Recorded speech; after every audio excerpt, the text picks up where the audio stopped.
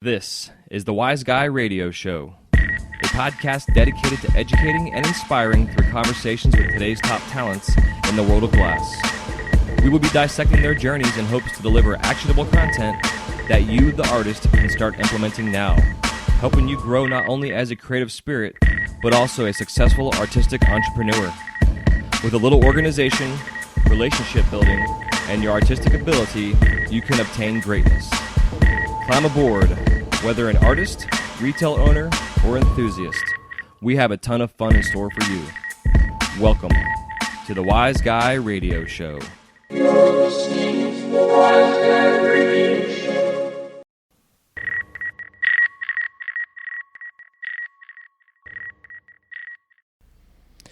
This episode of the Wise Guy Radio Show is brought to you by Mountain Glass Arts. For the month of June 2018, Mountain Glass is offering their Boro sale. Save 33% off odds and seconds, Glass Alchemy, North Star, and Troutman. They already have a discounted rate applied to this, so no coupon code is necessary. And for all you beautiful soft glass nerds, they have their Creations is Messy 40% off sale. All you have to do is put in the coupon code MESSY, that's MESSY, at checkout to receive 40% off. And also make sure you go and check out all of the deals and discounts and sales Mountain Glass has going on weekly and monthly. They now have a brand new website they've created just to make our life a lot easier in terms of searching and finding things on there. And they also have a ton of sales going on. Right now they have 3 separate weekly sales going on. So definitely go there and subscribe to their newsletter and stay in touch with Mountain Glass, and that's mountainglass.com. Go to mountainglass.com.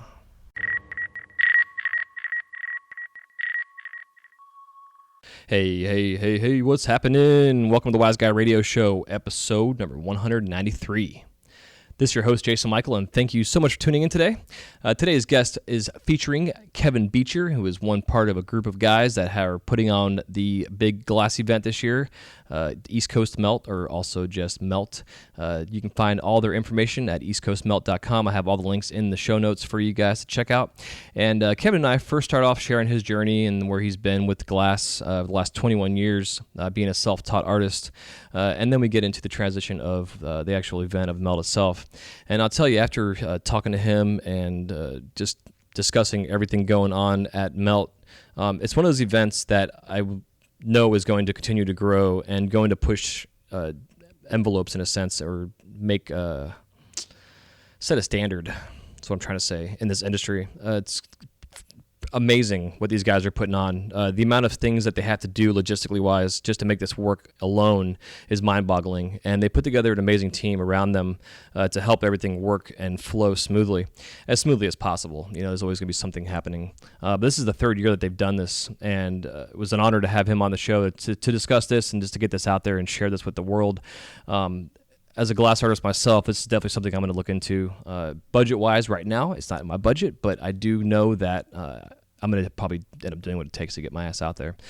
Just the fact that you can stay 5 days in the mountains up in Pennsylvania and the Poconos, just camping alone for the week is worth the trip up there. And then you include 5 days of Mountain Glass, 4 full meals every day, music, camaraderie, making new friends, learning new techniques, getting to see some of the best in the industry working right next to you. Just everything in general. It's just an amazing, incredible event that these guys are all putting on. So hats off to them.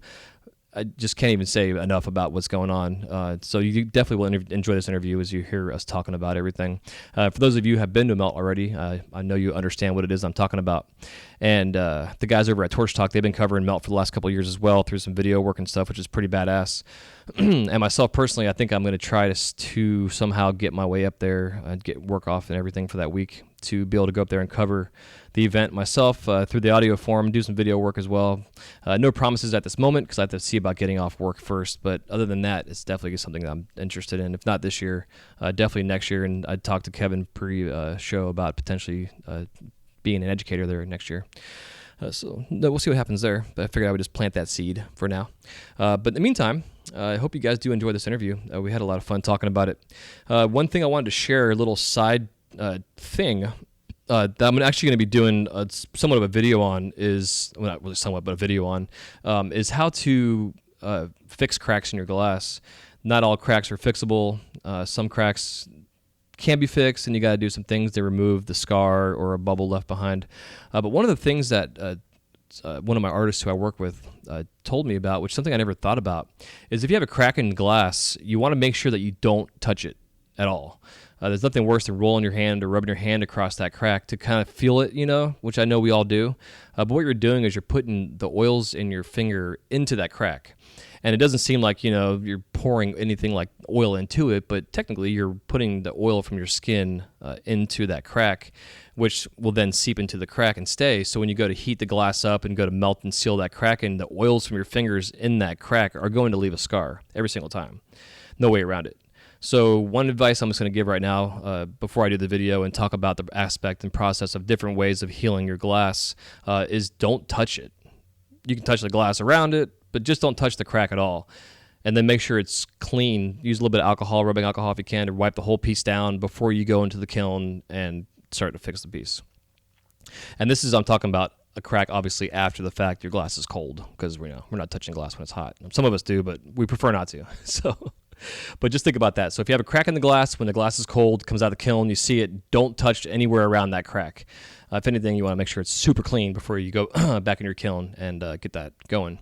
And speaking of kilns, my kiln, my thermocoupler took a shit. I've got an AIM I've been using for about 5 years now. And, these things happen. And because it's happened to me and it's been a long time since I've had kiln issues, I'm going to do a full tutorial video on everything from going through the process of ordering the thermocouple to also replacing it in the kiln. For those out there that are interested and that way you can fix your kiln yourself, these are little issues and things we run into.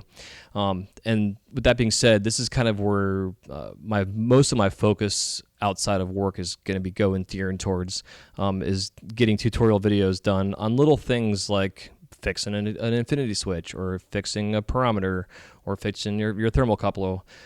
If you have a clogged port in your torch, little things like that, like how can we manage to get by with the things that we have, in a sense.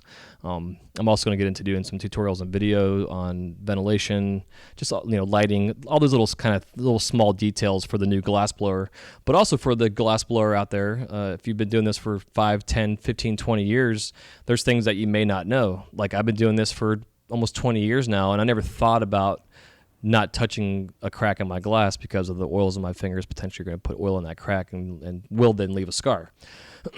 So just kind of little things, there's only so much that we can learn on our own that we have to then learn from others. So that's my goal here. And I'm going to go and do it now. I was going to hold off, on announcing this. But I'm going to be making a really huge change in my life, referring to my glass. And as of now, I am going to be taking a immediate hiatus from making pipes. The pipe is something that is in my soul, in my blood. I will always be a pipe maker, and I'll always make pipes. But right now, because of the timing that I have and the amount of time I have for my personal work at home, I have a couple orders right now that I'm going to be wrapping up. And once those are done, I'm going to be taking a break from making pipes for a while. I have a couple ideas in terms of the focus I'm going to be leading towards, but really the energy that I'm going to be focusing on outside of the over at Disney is on this show. I've been going in so many directions over the last couple of years, and it's just my personality. I like to have my hands on a lot of different things. But over the last year and a half, after going through my divorce and moving and getting settled and being closer to work and actually having more time now, as well as my work schedule now going from a 5-day-a-week schedule to a 4-day-a-week schedule, it's given me one more full day to be able to do things that I've been wanting to do, which is focus on my educational side and educational space with this show, to expand upon doing some videos for YouTube, but also to get this class I've been working on for the last year and a half done. Most of the videos are all done. It's just getting them edited, which takes time, little minor details to that, doing all the audio, voiceovers, etc. So there's a lot of little things behind the scenes that are going on that I haven't been able to really get done because I'm pulling myself in so many fucking directions. It just doesn't make sense to do that anymore. Not only health reasons, but also my mental space and also for you and my audience. So just wanted to say, I'm going to be taking a break from making pipes for a while. I do have a small handful of pieces laying around right now that I have been working on, that I've been stocking up. I'm going to be posting those on my Instagram here pretty soon, offering them out available for sale. These will be the last round of the Wise Guys that I'm going to be having available probably for a couple of years. If someone wants to call me up and says, hey, I want a custom order, I might do something in a certain range price-wise if it's worth my time in a sense. But really what my reality is now is my main focus is this show. I've been doing this now for almost 4 years, and the show hasn't had a chance to grow because of myself pulling myself into so many different directions and having too many irons in the fire. My daughter and I started a new t-shirt line of Disney theme park inspired shirts and designs. She's doing most of the legwork on that. I'm just helping her with on some of the social media aspects of things. So it doesn't take a lot of my time, doing that. But everything else I had going on, trying to fill orders, trying to get custom orders done that were breaking and having to start over, etc. It's just so frustrating. And I don't like living my life being frustrated, and I also want to make sure that this show is where it needs to be and the content is there on all sides of things. I'm going to start doing more than just one episode a week, or like I talked about in the last episode, really what I want to do is do my interview and then have a segment on the show that is like the news of the week for the glass world, which I'm going to be starting here pretty soon. I just haven't had a chance to stop and sit down and do it yet. That's because, again, I'm in a fucking million places at once. So my focus is now going to be changing and directing strictly to this show here, which honestly I am excited and cannot wait to get all this stuff done that I want to do. I have a fucking huge list of concepts and ideas and tutorials and just you name it, it's on paper, and it's just going to get done one at a time. No more talking about it. It's time to get this shit done. So that being said, breaking news for you listening to this, I'm no longer making pipes for now. I'm not saying forever. I'm just taking a break for a bit. So there you go. So if you'd be interested in picking up one of my pieces that I have, I think I have like 8 or 9 of my Wise Guys laying around that are safe and secure, packed away. I've got a whole line of flower pieces I did and a whole line of my little other concentrate pieces. So look for my Instagram. My Instagram for my glass pipes is myfunctionals. At myfunctionals, MYFUNCTIONALS. You probably don't need me to spell that for you because I'll have the link in the show notes. But if you've been interested in checking them out, definitely do that. I'm going to put a whole, just kind of one at a time, put them up there. And I'm not sure if I'm going to do an auction on them. I'm probably just going to put them up available for sale because I've never really had much luck with the auctions in a sense of, in terms of what I feel the result of the bids are in a sense, but I don't know. Maybe that I'm going to announce that these are my last pieces I'll be making for a couple of years. It may drive some interest. But either way, I'm rambling here. So so there you go. So I hope you can appreciate what I'm going to be doing here, but also look forward to being in touch with you way more often. The newsletter is going to be going out every week. There's no reason that doesn't happen, but that's going to be going. More videos are coming out, more information, more content, everything, just to help with this side of educating. So stay tuned, and there you go. So, feels good to get it off my chest. It's bittersweet, but it is what it is. So, I don't know. I think I'm done rambling here.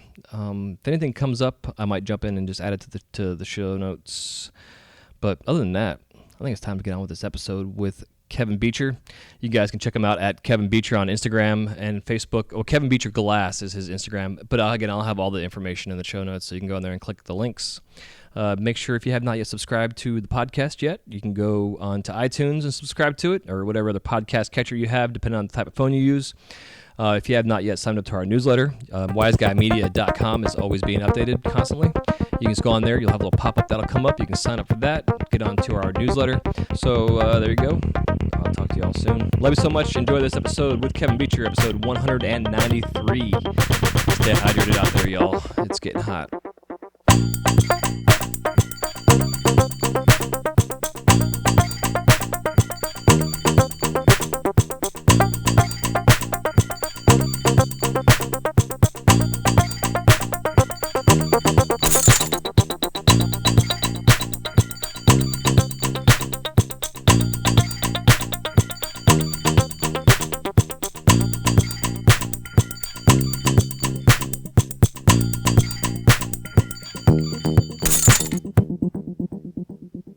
What's going on, Kevin? Welcome to the show. How you doing? Pretty good, dude. Pumped to have you on, man. We got a lot to talk about here. Going to be sharing your journey and adventures and stories of glass blowing, and then also this big event you guys are putting on now. Is this the second year you guys are doing this? This will be the third year. Third year, okay. Yeah, I'm a year behind. So yeah, the third year for Melt, which to me, as we talked pre-show, I think right now is probably the coolest thing going on in our industry right now. Besides, the 400,000 trade shows that are going on. Yeah, but, definitely a lot of that. But yeah, I think it's pretty badass what you guys are doing. So before we get into the Melt talk, I definitely want to share your journey and story and being a self-taught artist and being behind a torch now for about 21 years yourself. And I think we have a lot to talk about. So. Yeah, before I go rambling on, dude, if you want to get us started here with sharing your superhero origin story and how you're introduced to and how you were introduced to the flame. So actually, I guess this June 8th, my birthday's June 7th. Nice. And June 8th, I started blowing glass the day after my 21st birthday. So it would have been June 8th. Basically almost a couple, 1 week. I think we're a week away, right? I think, next week. Yeah. So, I don't know, right out of high school, I pretty much, I was all my friends in high school, Grateful Dead, go to concerts, all that kind of stuff. And we're like, let's move to Humboldt County. I was like, okay, cool. So we all jumped in cars and flew out to Arcata and pretty much lived out there, just got a job making crab traps, weaving them out of wire. Oh. And I did that for like a little while, and they lay you off in the wintertime because it's like a seasonal job. And so I started collecting unemployment while I was out there. I was like, 20 years old. And luckily before I left, I was doing roofing, and I was making scale money. I was getting like $30 an hour, and back then it was a lot of money. But they only did it for like 3 months. But basically from Pennsylvania, they gave me like the Pennsylvania wages. So out there I was getting like a ridiculous amount of money from my highest quarter. So I got to just lay back for like 6 months and just hang out and go to the beach every day. And I met a lot of people, and I ended up meeting a couple glass blowers out there, which I don't know too many of them. Brian Raskin's the only one I still know that's like still working pretty strong. He has a company out in Arcata still called Marauder Glass. But him and Chris Cannon and these two guys, basically, I did some work for them, and they were like, we're going to take you out for your birthday. And I was like, cool. So we were hanging out, we were drinking, and they're like, man, you want to learn how to blow glass? And I was like, okay, sure. I had no clue what it was. I didn't really know them that well. I didn't know much about glass blowing. And they took me up in the mountains of Arcata, and basically it was Neyland, so it's pretty far up, about 45 minutes inland up in the mountains. And I just basically lived up there for about a year and just watched them blow glass, and they started teaching me how to make mushroom marbles and canes and like prep work for them. And I did spoons and stuff like that. Did that for about a year, and I realized, out there at the time in Arcata, there was, that was a pretty big place for glass blowing. That in Eugene and all those places, but there still wasn't a lot. I mean, there was a lot of glass blowers, but in Arcata at that time, there might have been 26, 27 glass blowers. This was back in 97. Right. And I was like, man, there's a lot of glass blowers here. And I was like thinking in my head, that's too many. So I was like, I'm going to go back to Pennsylvania. At that time, I didn't know anything about glass blowing. There was no glass blowers back here. So I moved back here and kind of just picked it up and bought some equipment and just started making spoons and going to shows. And basically from there, it all kind of fell into place. Yeah. I've been Could you ever plugging imagine? away ever since. Oh, sorry, I interrupted there. Yeah, no, plugging away is the key there, dude, because you have to. Yeah, I'd go home. I'd try to go to a music festival or a Grateful Dead show, like every, Further was going on, all that kind of shows, and I would basically come home each week, just crank all week long and try to make like 100 spoons, and I'd take them to the shows and sell them like 2 for $20. I'd hold them up, walk around. They were just real simple little cheap spoons. I made thousands of them. And, I did that for like a year or two.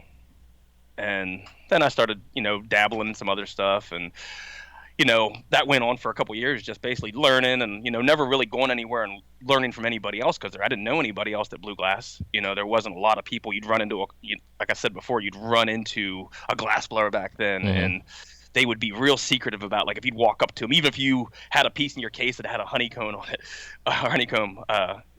you'd be like, oh man, check this out. Like, oh yeah, it's kind of my thing. I invented it. And they didn't want to tell you about it or how they did it. I'm like, sitting there like the whole time, like, dude, I make these myself. So true. Oh, it happened all the time. That Oh was yeah, like dude. it was one of those most common things, since the internet came out now. I mean, literally, you just hit the button and you can literally see how to make anything Mm-hmm. at the drop of your fingertips.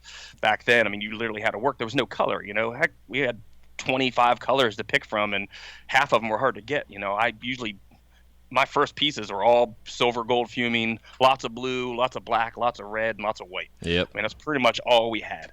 And, occasionally I'd get some amber purple or some cool color and be like, oh my God, I made this piece out of this color. And it was the most amazing thing. And now you're like, holy crap.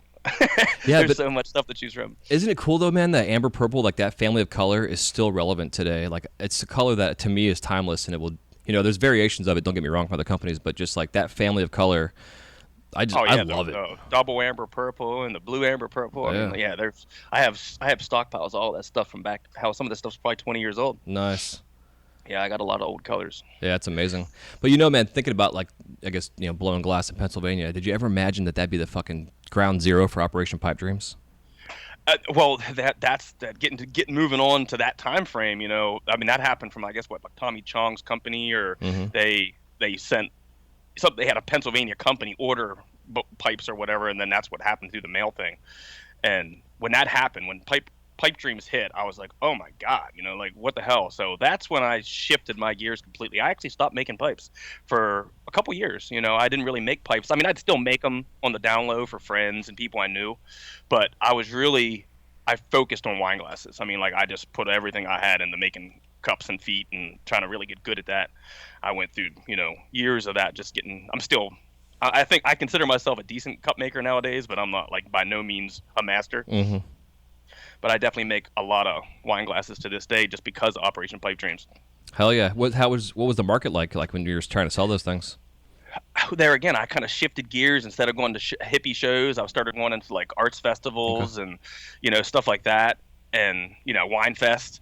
I just booked 2 this summer. Me and my buddy Josh Mazet, one of my other partners from Melt, we do a lot of goblet collaborations together. So we're gonna do some wine festival this summer instead of hippie fest, just because like the market's so flooded with there's so many pipe makers out there. You go to a festival, there's 10 other people set up blowing glass. Mm-hmm.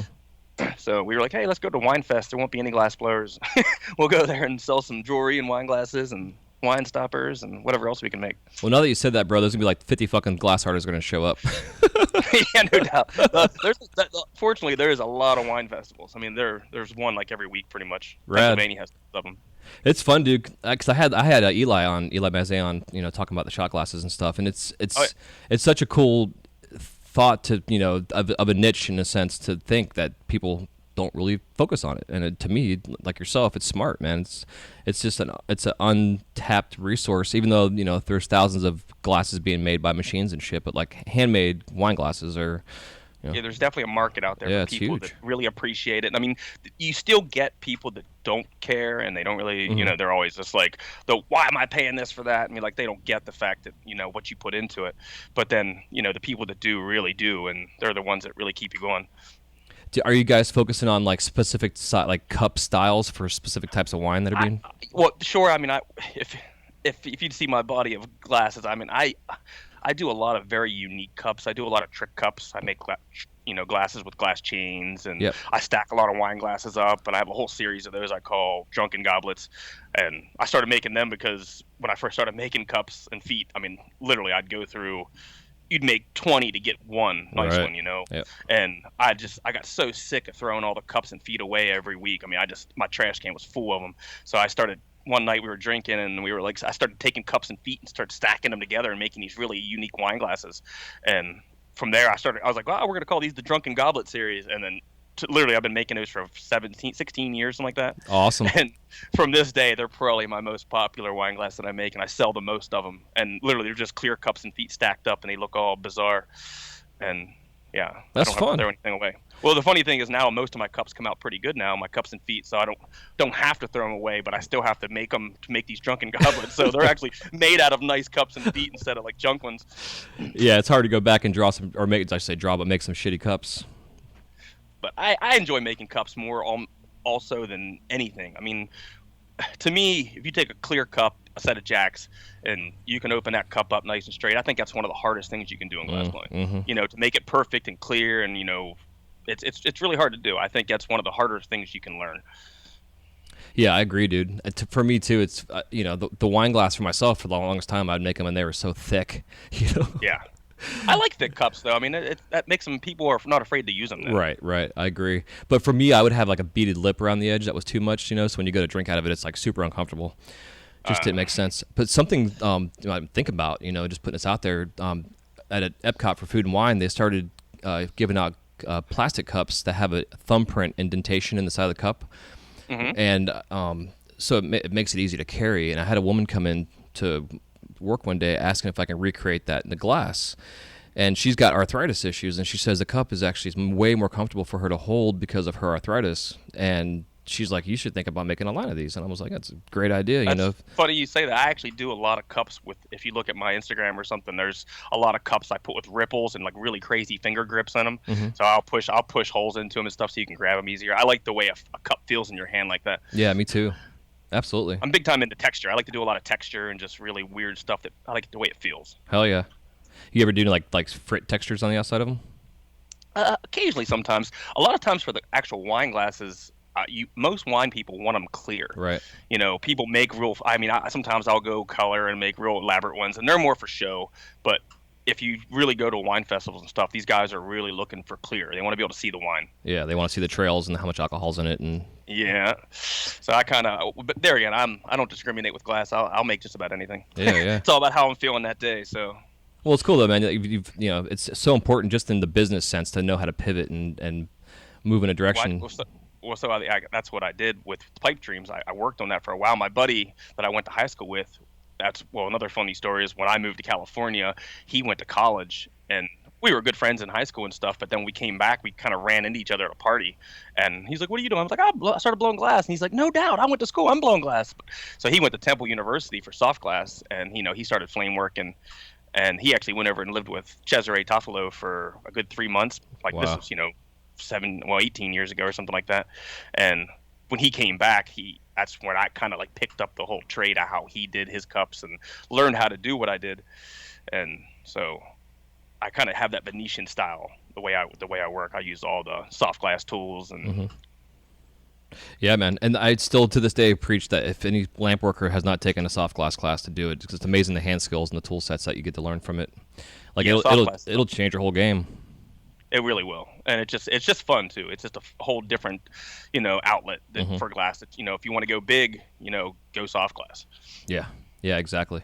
It's interesting too. Like we have a hot shop at Magic Kingdom and it's a solo show, so we use a blow hose on our pipes to, inflate the glass with.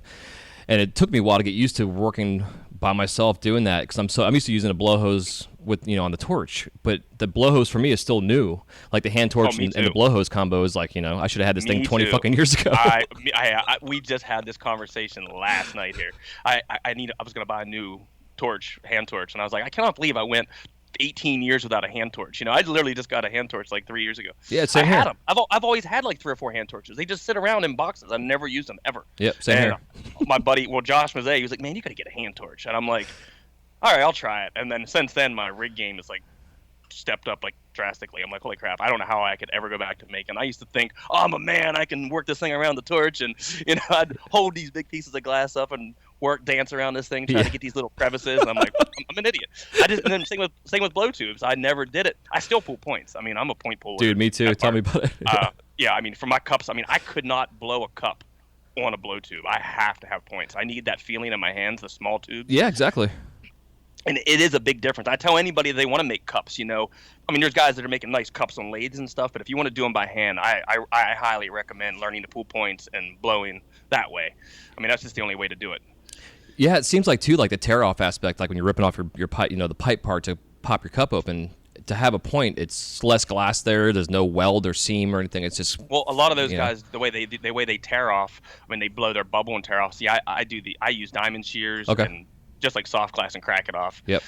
So that's how I make all my holes too. So I have to have the points. I have to have that feeling. I try to do it on like 9mm tubing, like heavy wall, like blow tube, and I can't get the spin right. Can't get them to shape right. I can't like puff them out and get those really cool like, intricate shapes. Yeah. Do you do a double point like on both sides? Yes. Yep. Both sides. Yeah. Exactly. because I never know what side I'm going to use. Then like, Yep. I might, I like to be able to go back and pick whatever side looks straightest. Then I can kind of work off that and fix the other side and straighten it out. Yeah, that's cool. What So- kind of shears do you using? Do you have like a small pair? I have some tools from Carl O'Donnell, and I have some cool tools from Jim Moore. Okay. So I have a couple different things I use. But Jim Moore's are awesome tools. I mean, he makes really nice glass blowing tools. Yeah, and affordable too. Yeah, that's the thing with Carl O'Donnell. You can get 3 tools from Jim Moore for 1 tool from Carl O'Donnell. Yeah. Absolutely. Well, yeah. But it's all about what you're getting. You're also getting, that Carl O'Donnell's got the name, and that dude's old school. His company's been there forever, and a lot of tradition there. Yeah, for sure. So I guess kind of step back on the glass. So you're still making pipes and stuff, but not as much. Oh, sure, yes. No. I mean, I Okay. literally just got back from Champs in Atlantic City, and we did Glass Vegas. So I'm just, we've been on this pipe thing. We go to all these trade shows for melt to promote melt, but we end up always taking our own glass. While we're there, we figure how we might as well try to sell glass and promote melt at the same time. So usually me and Josh get a booth together, and my other partner Todd, all 3 of us will get a melt booth, and we'll set up all of our own glass and sell it. But I'm kind of stocked up on pipes right now, so we sell them. But it's like it's one of those things. Champs was all right. It was a little slow for sales. I went and did the competition, so I got in the competition Nice. and did that, and then I had a booth set up for melt, and then I also sold some glass. But there again, there was so much competition with the Chinese and the Indian people there. I think a lot of people that go to Champs nowadays, they're head shops, and they're there. Most of them are there to make money. They're not there to buy high-end rigs from, American glassblowers. They're there to get all the cheap stuff that they can fill their store with. Yeah. Glass Vegas was more of a collector's show. It's a really fun show, but as far as there was people buying stuff, but it doesn't seem like there's as many shops at that place. It's more collectors buying lots of work up, but they're spending a lot of money. Huh. Yeah, kind of like the new version of Age. Yeah, Age is kind of mixed between Age. You get collectors, but you get a lot of shops, so it's kind of the mix. Yeah, and I heard mixed reviews from the Atlantic City Champs this year too, because this our industry is in such a weird flux. I don't want to get too sidetracked on this whole talk of the industry stuff, but it's definitely problem. But it's definitely it's in a weird space right now. Like you're saying, there's this huge, continuing influx of glassblowers and one-trick ponies and just tons of smoke shops opening up. Yeah, I see tons of them. everywhere. It's like an oversaturated market, and I don't know if legalization has anything to do with it, or if it's just a way it's always been. I'm sure that has a place for it. When you go to Champs, there's people selling the CBD stuff. They're selling the kratom, and then there's 1,000 shops that selling Chinese and Indian import pipes, and the pipes are just ridiculously cheap. It's just over the top how cheap these things are, and so when you look at them, it makes your heart sink because you're like, oh my god! They're selling these things for $6 wholesale. Yeah. It's something I would literally take an entire day to make and probably ask $400 for it, and they're literally getting $6 for it, and then they're probably turning around and selling it for $40 at their shop. Exactly. So they're making money, but they're really, I don't know. I have friends that have head shops. And they definitely support the American-made stuff, but they make a lot of money on that Chinese stuff. So can't hold it against them because they got to make money. Yeah, but to me, in a business sense, I would rather spend $100 on a pipe wholesale and then sell it for $200 because I know I'm gonna make $100 off of it, instead of spending $2 on a pipe to sell it for $10 to make $8 on it. You know what I mean? You got to hit that market because there's people that just can't afford $200. Oh yeah, I get that. But to me, that's what the locals come in, like the newbies that shouldn't be making rigs right away. They should be making spoons, and they should be the ones that are taking this fucking market down. Like I said, I want to get too on a rant here, dude, because all these new, the thousands of new glass blowers out there right now are the ones that can start the trend to stop the import shit, because they can make the stuff that the import people are making and sell it for the same fucking price. Yes. And the quality is probably going to be just as good. You know what I mean? There's no reason for it. The quality with the Chinese stuff and the Indian stuff is, like I said, some of it's painted, some of it has this. When you look at it, it's like, oh, there's something off with that thing, and then you feel it, and there might be some kind of coating on it. And there's always, they're definitely not the same quality, but they're still. It's making people go into a shop and they say, instead of buying a $200 piece, they're like, well, I could buy this for $20. Be like, it looks crazier because it probably is crazier. There's a lot more work in it, but it's it's just how it's made. Yeah. Because people are getting paid like $1 a day. Yeah, exactly. But then you wonder how it functions. But then at the same time, like I hear about these people that are making $30,000-$40,000 rigs that the function sucks. Yeah, that's always probably common too, because they're focused more on the art aspect. Right, exactly. Yeah, again, I try to be there in the middle somewhere. I like to make my average pieces between $400 and $800 wholesale. That's what I like to shoot for. And then I still jump back in and make spoons and sidecars and Sherlocks, and I make literally everything. I don't discriminate. I jump all over the place. I love it, dude. I love doing wrap and rake still. Mm-hmm. I just did some last night. I just jumped back in. I was like, I'm going to do some wrap and rake spoons. Isn't it fun? Well, I went to a festival last weekend, and I sold pretty much all my little stuff, and I got stuck with them and had all these big, nice, elaborate pieces, and it just, that show, sometimes it's a hit or miss, and everybody wanted little cheap stuff, so I sold all my cheap stuff. Now I'm out, so I got to make more. Hell yeah. I like to revisit the old stuff just to see, like, if it's changed at all with my current level of skill level, you know what I mean? Like if it's gotten any better. And for me, I find it all looks the same. It looks exactly like it did 10 years ago, 15 years ago. Yeah. Well, that's when I started doing the wrap and rake last night, and I started flaring open bells on points. That's how I used to do my inside out work. Oh, yeah. I'd pull points, flare open bells, do my artwork, and then put two bells together, heat them up, and stretch them out. And then I'd have two sections that I could make. Yeah, I could do like a hammer or a sidecar or a Sherlock. So last night I actually started making some old school, just fume dot inside out bells. So we're gonna do that for the next couple of days. I'm just gonna play with some old school stuff. Heck yeah, I think it's great. I've been wanting to do a whole like generational timeline of like from the beginning of the fume spoon to where we are now. In my line of work with my wise guys with the little owls I do, and just do like a whole fucking series of like, okay, this is where we were back in like '92, and here's where we are now, and you can see the no doubt.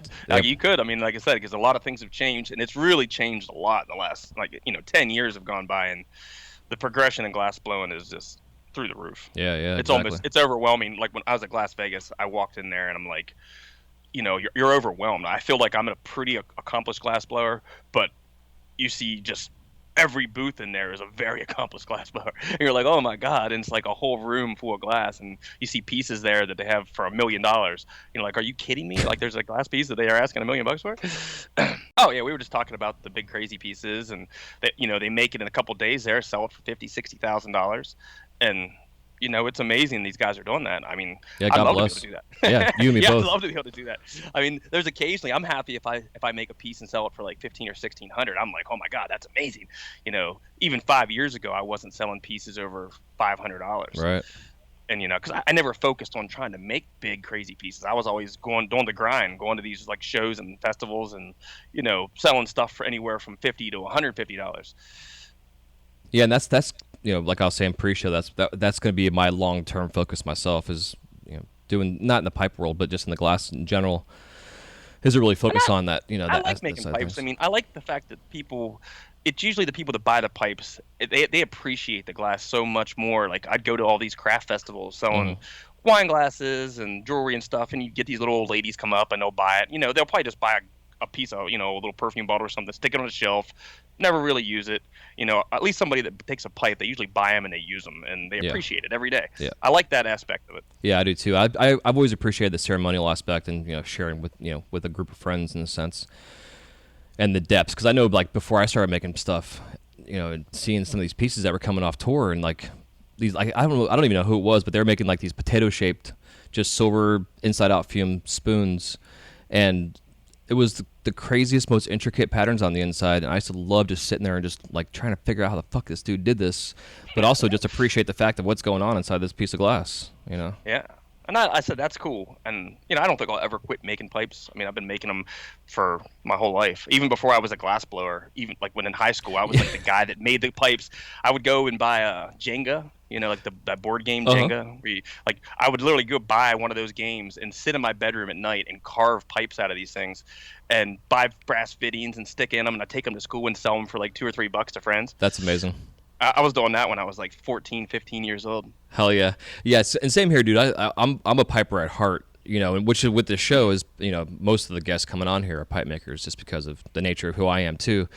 But it's, for me, the pipe is like I say, at work all the time. I get people coming in and asking me, "Oh, can you make me a Mickey bong?" Just kind of joking around, But then I'll get the occasional person coming in. Like yesterday, I had a guest come in and was asking if I made pipes, and I was like, not here is always my answer.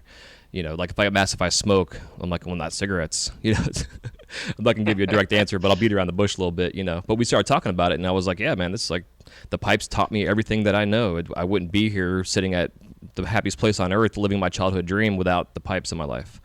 Oh, you can learn so much from making a pipe. I mean, you make a nice bubbler and think about all the processes you go through to make that bubbler. Yeah. I mean, how many different techniques and skills you have to make it.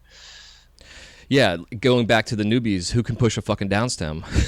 Yeah. Well, my partner, Todd, when he started blowing glass maybe 6 years ago, maybe going on 7, but I made him give his first 100 spoons away. I was like, nice. Because he didn't need the money. He has a regular job. He makes a lot of money. And I was like, you don't need to do this. I was like, just, make 100 spoons. And I was like, keep track. And I was like, give 100 of them away. I was like, no matter how nice they come out or whatever, just give them away. I was like, if you want to keep one and smoke out of it, whatever you want to do. And he did it. He literally gave every one of them away. And I was like, in the long run, I was like, you're not hurting yourself. You learned a bunch. I was just like, and you didn't put no junk out now. You're not selling junk. I was like, you might have gave one away, but you never charged somebody for it.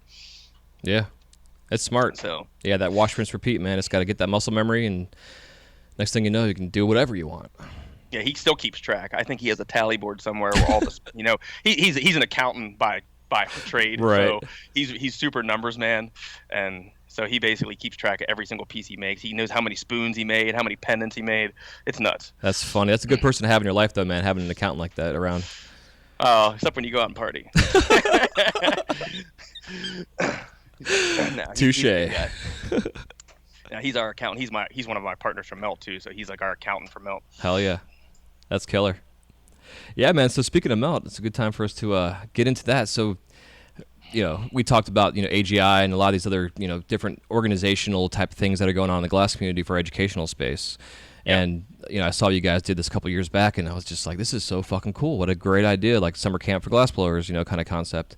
So, where was it that you guys had this idea? So, basically, I mean, we brought up AGI. If people don't know what that is, it's called Art Glass Invitational. It's in Pennsylvania also. It's up by Pittsburgh. My friend Tom Donor and his wife Elaine run it. And basically their philosophy, everybody's a teacher, everybody's a student kind of thing. And you basically show up for the week. They have a little area where you can camp out. And then it was like community grills and all that kind of stuff. And I went there and then, for the first year I went, I kind of showed up just to blow glass. I didn't know anybody at the time. That was back in 2001 or something like that. And I basically just started, like, I brought a bunch of food and I was cooking, and they're like, oh, you want to start cooking for us? So I basically took that role for them and basically cooked for I don't even know how many years. And I got to meet a lot of glass blowers and, learn how to, run an event like that sort of. And basically from there, I was just like, I think we could just do so much more. I think we should. I like the idea of having a summer camp, kind of atmosphere. So, it was like 3 years ago, whatever. I was hanging out with Josh and my other partner, Paul Catherman, and we started talking about like, hey, we should try to throw on like a glass blowing event where everybody comes and they stay there for the week. And I was like, but it'd be nice to have cabins to sleep in.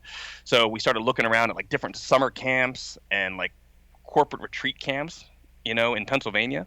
Mm-hmm. And we found one that popped up. It's called Independent Lake Camp, and that's where we actually have Melt at, and it's up in the Poconos. Beautiful, beautiful, like summer camp, And we called them up on the phone, and they were like, oh, that sounds really cool. We do other things besides just summer camp, and they were like, when the place is on its downtime. So we went and met them and checked the place out, and they were all for trying it, and so we just kind of said, hey, we're doing it. And none of us really ever did anything quite like it. We just kind of, I have 5 partners. So Sean Gold, people know him as a big glass collector in the industry. Paul Catherman, he goes by Paulie Two Fingers. He makes like all the steal your face pendants. You might see him online a lot. Yeah. Josh Mazzei, and then Todd Dunlap and myself, and we basically all have our own little part in it. I kind of like organize the kitchen and get the interns and stuff like that. Josh and Todd kind of run the front of the office kind of thing. Paul's our electrician, and Sean's just like a party guy. So he just like, he doesn't even really party. He doesn't drink or anything, but he likes to throw the parties. Hell yeah. He's professional. He's like a professional at throwing parties. And So we found this camp. We basically started contacting some of our friends that are, more famous artists, and try to get some of them on board, and basically just started selling tickets and kind of just rolled the dice. So that's where it's at today. It worked out really good. I think, I mean, I think we made everybody happy. We definitely all have been to all these events, and we know what to offer at them. We know what to expect. So when you go to like someplace, we talked about going to Vegas, you have to go out there. You have to spend how much? $1,800 to get a booth. You get, on top of that, you got to spend $6 for a bottle of water. You got to, by the time you end up leaving, you're spending $3,000-$4,000 just traveling and doing all this stuff. And what are you getting out of it? How I might break even selling, $4,000 worth of glass. So there's a free trip basically. Yeah, exactly. But we wanted something like Melt, where you buy your ticket, you get one price. Once you pay that money, you literally don't have to think about anything else while you're there. I mean, everything else. I mean, you show up. Every single person that comes, you get your cabin to sleep in. They have running water, toilet, showers. They got all the electricity, everything you need in them. So they're not the best cabins.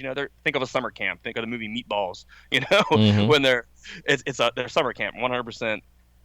But you have a nice space. And if it rains, you don't have to worry about your tent leaking, and you can take a hot shower. And then we also have the food aspect. That's kind of where I come into play. I kind of oversee the whole food organization and serving and all that. And we have a pretty big staff we put together for that. And we're not talking like it's quality food. I mean, literally, we spend a huge part of our budget on the food part. I mean, we're feeding them crab legs and shrimp and New York strip steaks, and we have pig roast, and we do 4 meals a day. We do breakfast, lunch, dinner, and then at 11 o'clock I turn all the outside kitchen on. We have an outside kitchen.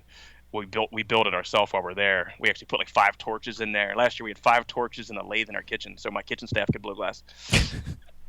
It's amazing.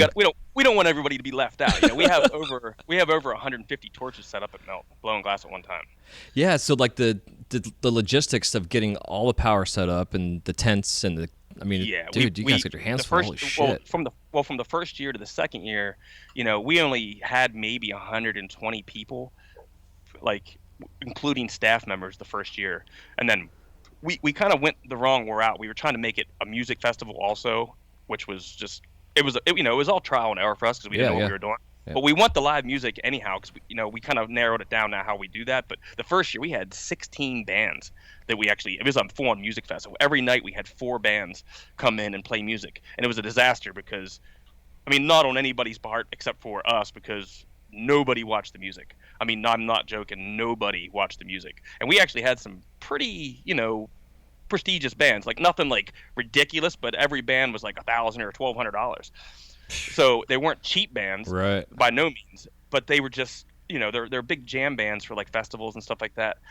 But nobody watched them. Nobody would leave the glassblowing tents, so everybody was just blowing glass and working.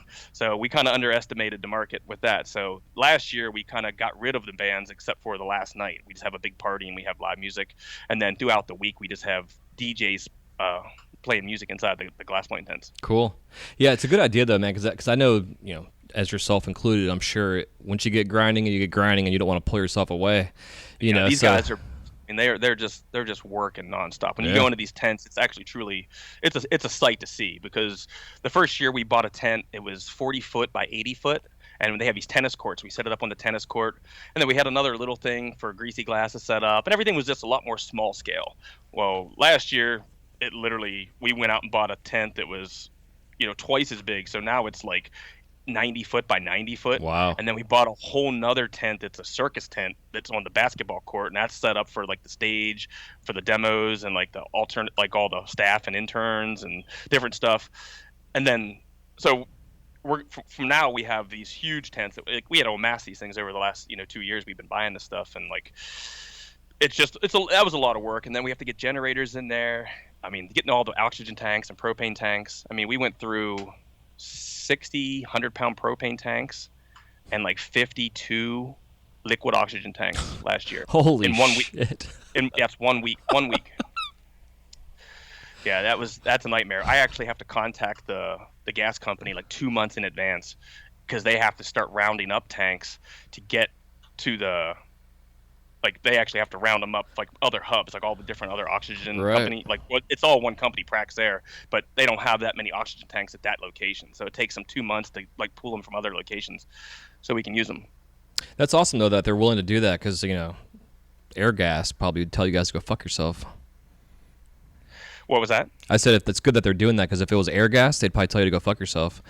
Yeah, Prax was really good about it. I mean, I know it's a lot of work for them to try to get, because this where we have the camp at, it's literally in the middle of nowhere. I mean, it's an hour north of Scranton, in the middle of the mountains. Huh. So it's a long drive anywhere. The closest town, city like Scranton's like an hour away. Like that's like the biggest area to get anything. So cool though, man. I mean, just to be able to go to that environment and turn a torch on and blow glass would just be amazing. Much less with all these other artists there and the environment that it's. Well, so through cool. the week, then we have. We have our featured artists there. They're always on there. We have demos going throughout the day. But you don't have to watch the demos. You can literally blow glass anytime you want while you're there. When you buy a torch spot, that's your spot. So basically, you can work anytime you want to work. Doesn't matter what's going on. And there's always probably 50 people working at a time. Sometimes at nighttime, that's when everybody's really in there, and the whole tents will be full. But through the day, there's almost too much other stuff to do than blow glass. Yeah. I mean, the summer camp itself is, I don't know how many hundreds of acres. I mean, it has a 45-acre lake. So the lake has paddle boats and kayaks, canoes. There's a massive skate park there. A lot of guys spend their afternoons back there skating. And then, like I said, then we're just, you're eating 4 times a day. I mean, there's a lot of socializing going on. But then there's the demos happening usually from 10 o'clock in the morning till 7 o'clock at night. And, that's whoever's, it's all about what it's scheduled or whatever. But, and then any other time, some people wake up early and blow glass all day. Some people show up late because they stayed up all night. I usually, I don't go to bed till 7 o'clock almost every morning. That's my schedule. I'll go to bed at 7. Right when I figure out the kitchen staff's coming in to start making breakfast, I'll go get 2 or 3 hours of sleep, wake back up, get ready for lunch rush, and then we'd be cooking dinner all day long, getting ready for dinner. Yeah, it sounds like you guys need a month off to recover. I'm usually up there about a week and a half beforehand. I usually get up there about a week and a half, and then we start setting up, and then we have to stay about a week after to usually break everything down. Yeah, that's a ton of work. That's usually the sad part. You're like, oh my God, I can't believe we did all this and now it's over. So, but other than that, I mean, there's also, like I said, throughout the week, I mean, there's always little micro parties going on at night. I mean, Sean Gold, my buddy, he sets up and has probably one of the most elaborate cabin parties in the history of mankind. You ask anybody that's actually been there for the mountains, been to his party, they're like, what in the hell is going on? I mean, he literally brings in walls and walls and walls of alcohol. Everything's free. It's like a big freaking free party. You show up and, or making any kind of mixed drink you can put your hands on. He has 40 different kinds of beer, making all these different late night foods. And we do this all up at his cabin, which is out in the group of where everybody's sleeping at.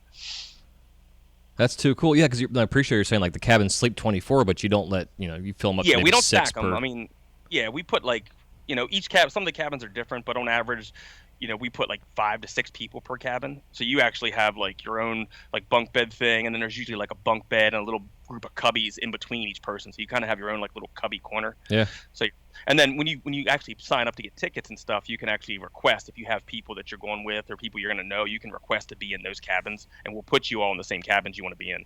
Heck yeah.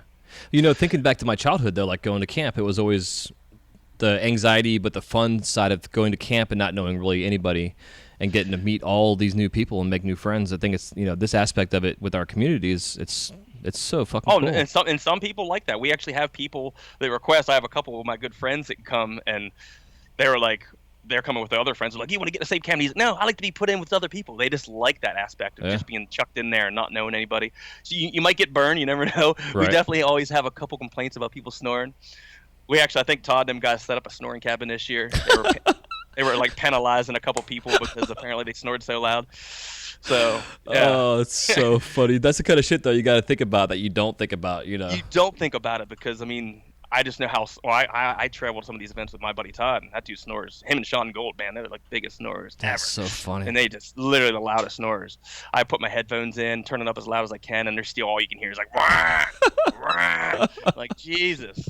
Luckily, when we're in Vegas or Atlantic City, I can just go down and gamble the rest of the night. sometimes you got to do that. You can't even deal with sleeping with them. Right. But, But do you think, like, your whole past, though, with the glass blowing and being self-taught and the things you've had to go through to really learn this whole process has helped you guys all together just figure this shit out? Like, hey, we're going to go do this, and let's just go. Because, glass is like that. You just go fucking do it. You can't talk about it. You just go do it. One good thing, I mean, I feel, that we're all pretty thorough guys, and I think that's what made it such a good success for us is we try to focus on everybody. I mean, we want every single person there. If you have a problem, let us know. We want to fix it. Yeah. And we roll with the flow. If anything happens, like last year, Marcel came out with Project 33, and they brought out like his whole entire studio, like that big furnace, like Draco. I mean, it was just a big amount of moving stuff, and we had them hooked into the power lines of the building for the actual cafeteria. And granted, this is an industrial cafeteria that it's 18,000 square foot cafeteria. It can feed 1,000 people. You can have 1,000 people sitting there eating.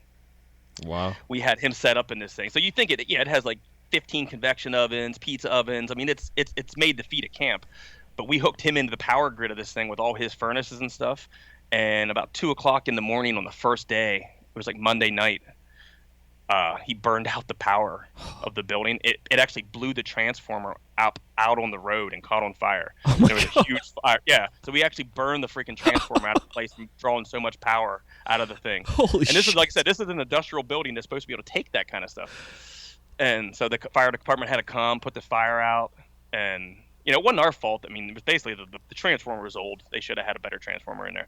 They actually fixed it by next morning and had it up and going within like 6 hours. They were really quick, which I was shocked. My buddy we have a firefighter that we take up there, and he's just all about the whole local. He hooked up with all the local fire departments, and so he's wired into everything for us. So if anything happens, we know it all real quick.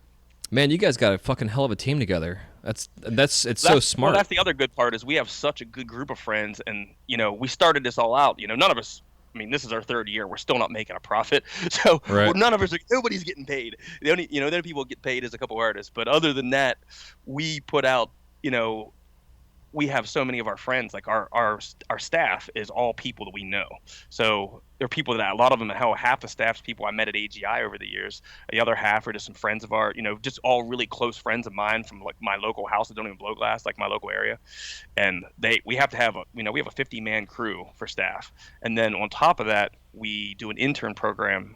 So we always announce that like right around Glass Vegas, we do the intern program where you can sign up for it. And you basically get a half price ticket and you have to work and you get, you be behind the scenes and all that kind of stuff. And so this year we're probably looking at like 65 intern and staff members that come and help put this on. Awesome.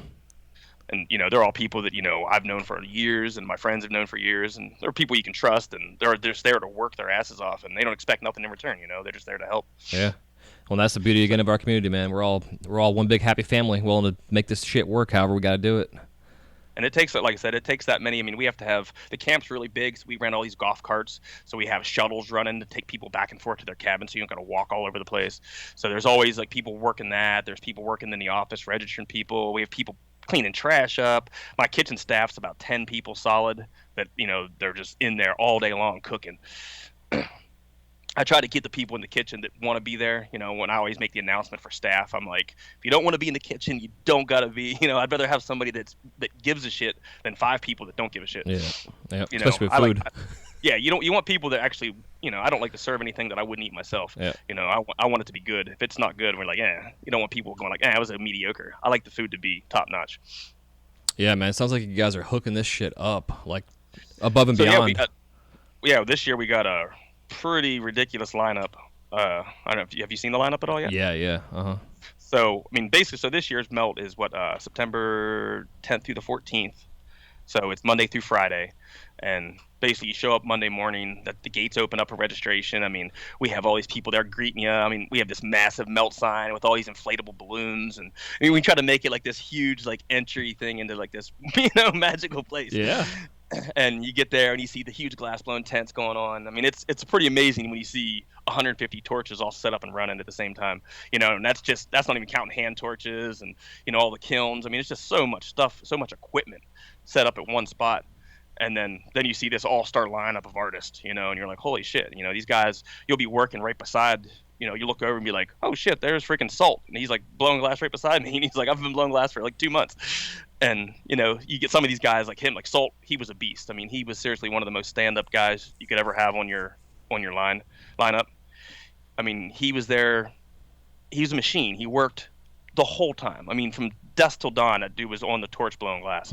And even when he wasn't demoing, I mean, he did some really in-depth demos. And then when he wasn't on the demo, he went right back to his torch spot and just blew glass. And I think he did like 26 collaboration pieces with artists there that week, on top of making I don't know how many pieces himself solo. But all these kids were so excited because they were, they haven't blown glass for a year or two, and they look up to Salt, and he just like, yeah, I'll make a piece with you. Then I think he ended up taking a lot of pieces and trying to help sell them, and I mean, it was just nuts. That's too cool. Yeah, he's definitely down to earth, man. And like in terms of like the educational side of things, he's really good. Yeah, he's a very good teacher. Yeah. Like, well, all the guys we had on that first year. I mean, we had like Micah Evans. That dude's just a phenomenal teacher. I mean, he really knows the ins and outs of it. His demo was great. Coyle was a really good teacher. Yep. Who else was on there? I can't remember. There was Micro. Yeah, he was Micro. I'd sad he can't come this year.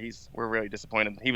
He's been there the last 2 years, and he has to do Glass Reach rescheduled their event for the same week as Melt this year. Huh. So that kind of sucks for us. Well, it sucks for them too. It sucks all around. Yeah. But we lost Micro over that because he basically, I think he does pretty good at those shows selling stuff. But we still got Krunkenstein coming, so nice. So we also have we just got a Cowboy on board, so he's one of our new features. He's old school. Brandon Martin, Nico Cray. Last year, Nico really stepped up and jumped in and did a demo and did like a full shark demo. Have you ever seen his sharks? Oh yeah. Yeah, those things are phenomenal. This year, I'm sure, hopefully it'll be a snake. Right. Like I said, his snakes are on point. Yeah, he does some super cool shit for sure. And it's guys like him, I love to see the evolution of their work, because he was known very early on for the sharks and stuff, and now he's just get a name. Really I mean, he's just a really good artist all around. You can tell just the way he does stuff. I mean, I got to see him out at Las Vegas. He was right across from us, and his new snake. All those things are just they're insane to see in person, because I always thought they were really small. They're actually large, like really big. Huh. I was when I first saw them online, you always think, oh, that's probably like 6, 8 inches or something like that. Like little micro rigs.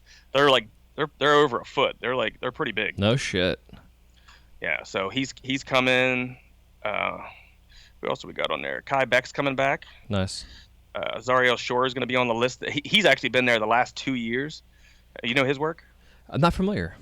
Zariel Shore, he does like Rose Road style, like dot stacks. Okay, yeah. But, I'm sure I've seen it. But really, he's really clean. I mean, he's a really good up and coming kid. I mean, he's younger and he's just super, super talented guy. But we actually put him on the lineup this year. White Monkey's coming back. Don Chili will be there. Ryan Rosberg, Hick Dog will be there. I just hung out with him in Atlantic City like all weekend. Dapo's coming back. Tim Kaiser's going to be there. He's going to be doing some electroforming demos, which is pretty cool. We never had him anything like that before. Who else we got? Nathan Belmont. I got to see his work. You know his work? Oh yeah. He was out of Las Vegas, and man, his stuff is awesome. Yeah, he's a badass. I had him on the show a couple years ago. He's a good dude. Yeah, he was really cool to hang out with too. So I'm excited to see him coming. We got a couple cool chicks. Windstar, she just won two first places at Champs last week. Who else is chick? Amy Likes Fire. Yeah. We got to see her at Las Vegas. Nice. Then we have my buddy Glass Strauss. You're talking about soft glass. We actually have a soft glass truck that comes and sets up. Yeah, that's what I thought you guys did. I was talking about that with a friend about that yesterday. That you guys were doing soft glass demos. It's actually parked outside my house right now. My buddy Kalen, he goes his company is called Glass Routes, and he's been doing it for quite a few years. He took like an old 1964 like box truck kind of thing, and he converted it into this. It has a furnace, glory hole, kilns, everything in it, and he takes it to like festivals and stuff like that, and like little town things. Yeah. Just do demos. So we talked him into coming up to Melt last year, which he loved it. So he's on board for the next 5 years. How's the weather that time of year? Because it seems like September in the Poconos is gorgeous. Well, the first year we actually did it like the end of September. Okay. And we got hit with some fluke ass weather. I mean, it was beautiful the whole week setting up. We were out there in our shorts, t-shirts, sandals in the middle of the night, 4 a.m, out on the paddle boats, like before it even started. And then literally the day melt started, it dropped to like 45 degrees. Wow. And got so cold. And everybody was, I mean, it was fine because the tents was actually really warm while the glass blowing was. Right. But at nighttime it got cold and it was rainy and it was just miserable. Last year was a blessing. I mean, literally every day was beautiful. I mean, downright gorgeous weather. So, but we moved it up. It's 2 weeks. So we're right, the first week in September is usually like awesome weather. Yeah, it's always one of those things you just can't control. Unfortunately. Well, like there again. Well, the first year I remember, like, soon as melt was over, literally like the day after melt was over, the sun cleared up, it got beautiful as hell, and then it was like 90 degrees all through October. Oh wow! And I'm like, what the hell? It's like we had that 1 week. I mean, that's the good thing about melt is you're lucky that you got a roof over your head. It's not a tent, and you got hot water. You take hot showers. So that's always a plus. So do you guys have to deal with all the bedding, like the laundry and shit too, from all the beds? That's the only thing. It's BYOB. Cool. Bring your own bedding. That's why I'm bringing it up. Yeah. I'm kind of curious because that's like, I travel with a pillow. On our website, like when you go on our website, it's eastcoastmelt.com. It literally it breaks down anything and everything that you would need and want to bring. I mean, it tells you from what your torch is, what equipment you might want. I mean, it literally has everything on there. So you definitely, the more, if you're driving, I tell people the more stuff you can bring, bedding and pillows, the more comfortable you're going to be. I take up literally like 20 blankets and like 15 pillows. I'm like, I got myself like a little cave. So I like to be comfortable when I sleep. I only sleep like 4 hours a night while I'm there. So yeah, you need a nest for sure. But there again, if you're flying, it's hard. So that makes it a little tricky. We try to help out. We have bought we have a good handful of freaking, well, probably 10 or 12 sleeping bags and pillows. We have just big bags of them that we bought the first year that we hooked up people that forgot.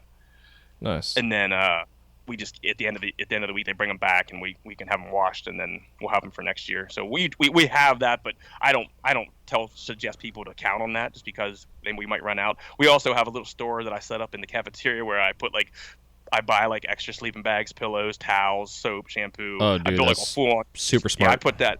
Yeah, I did that the first year. I was like, I'm gonna make a little country store, and I was just like, so I kind of set that up, and then I bought like cases of candy and soda, and it was all gone like within like a couple days. So I was like, this last year I literally doubled that. I had this massive shit set up. Fuck yeah, that's where you make all your profits at right there, dude.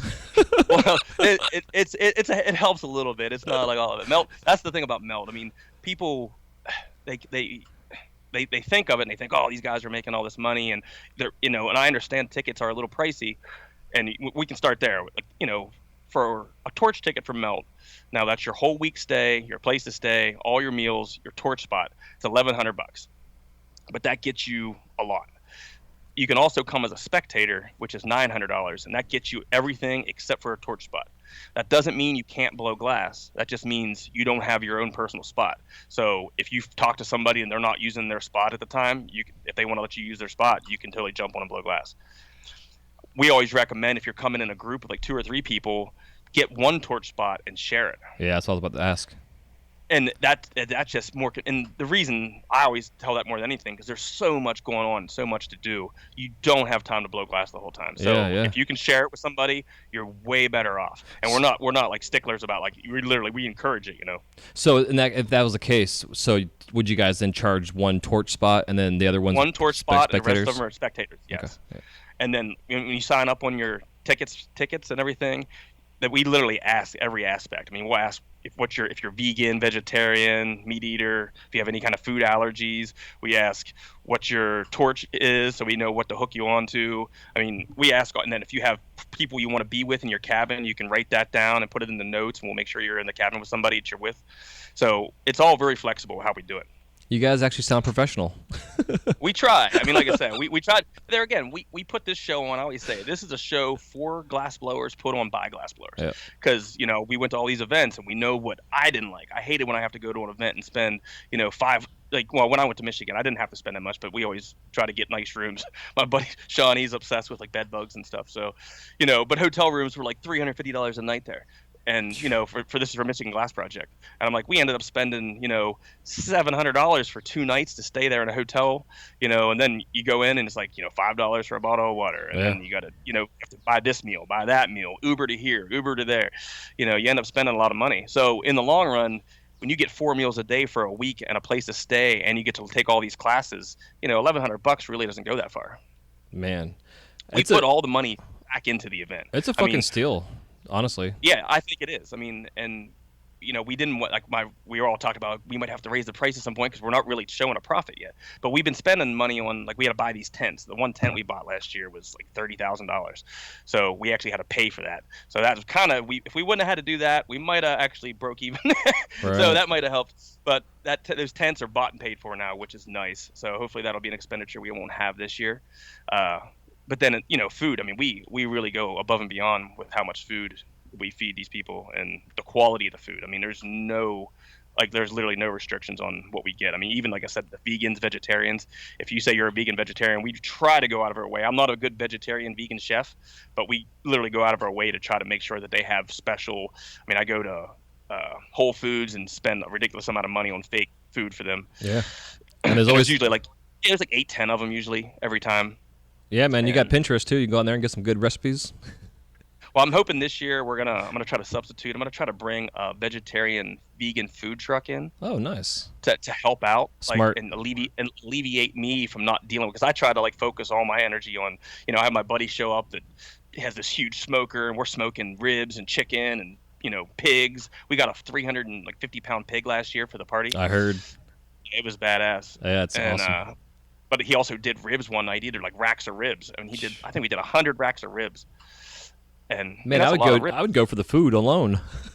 Well, that's kind of why I always try to push. That was what we always said about AGI back in the day. We were like, people come for glass, but man, we were always trying to. They would kind of give me free reign too, and I'd always try to come up with, I'd always do an Italian night, and then we would do the pig roast, and we do all these different theme nights. I have this big iron kettle, it's like a 40-gallon iron kettle that we built a fire outside, and we make a humongous pot of turkey corn soup.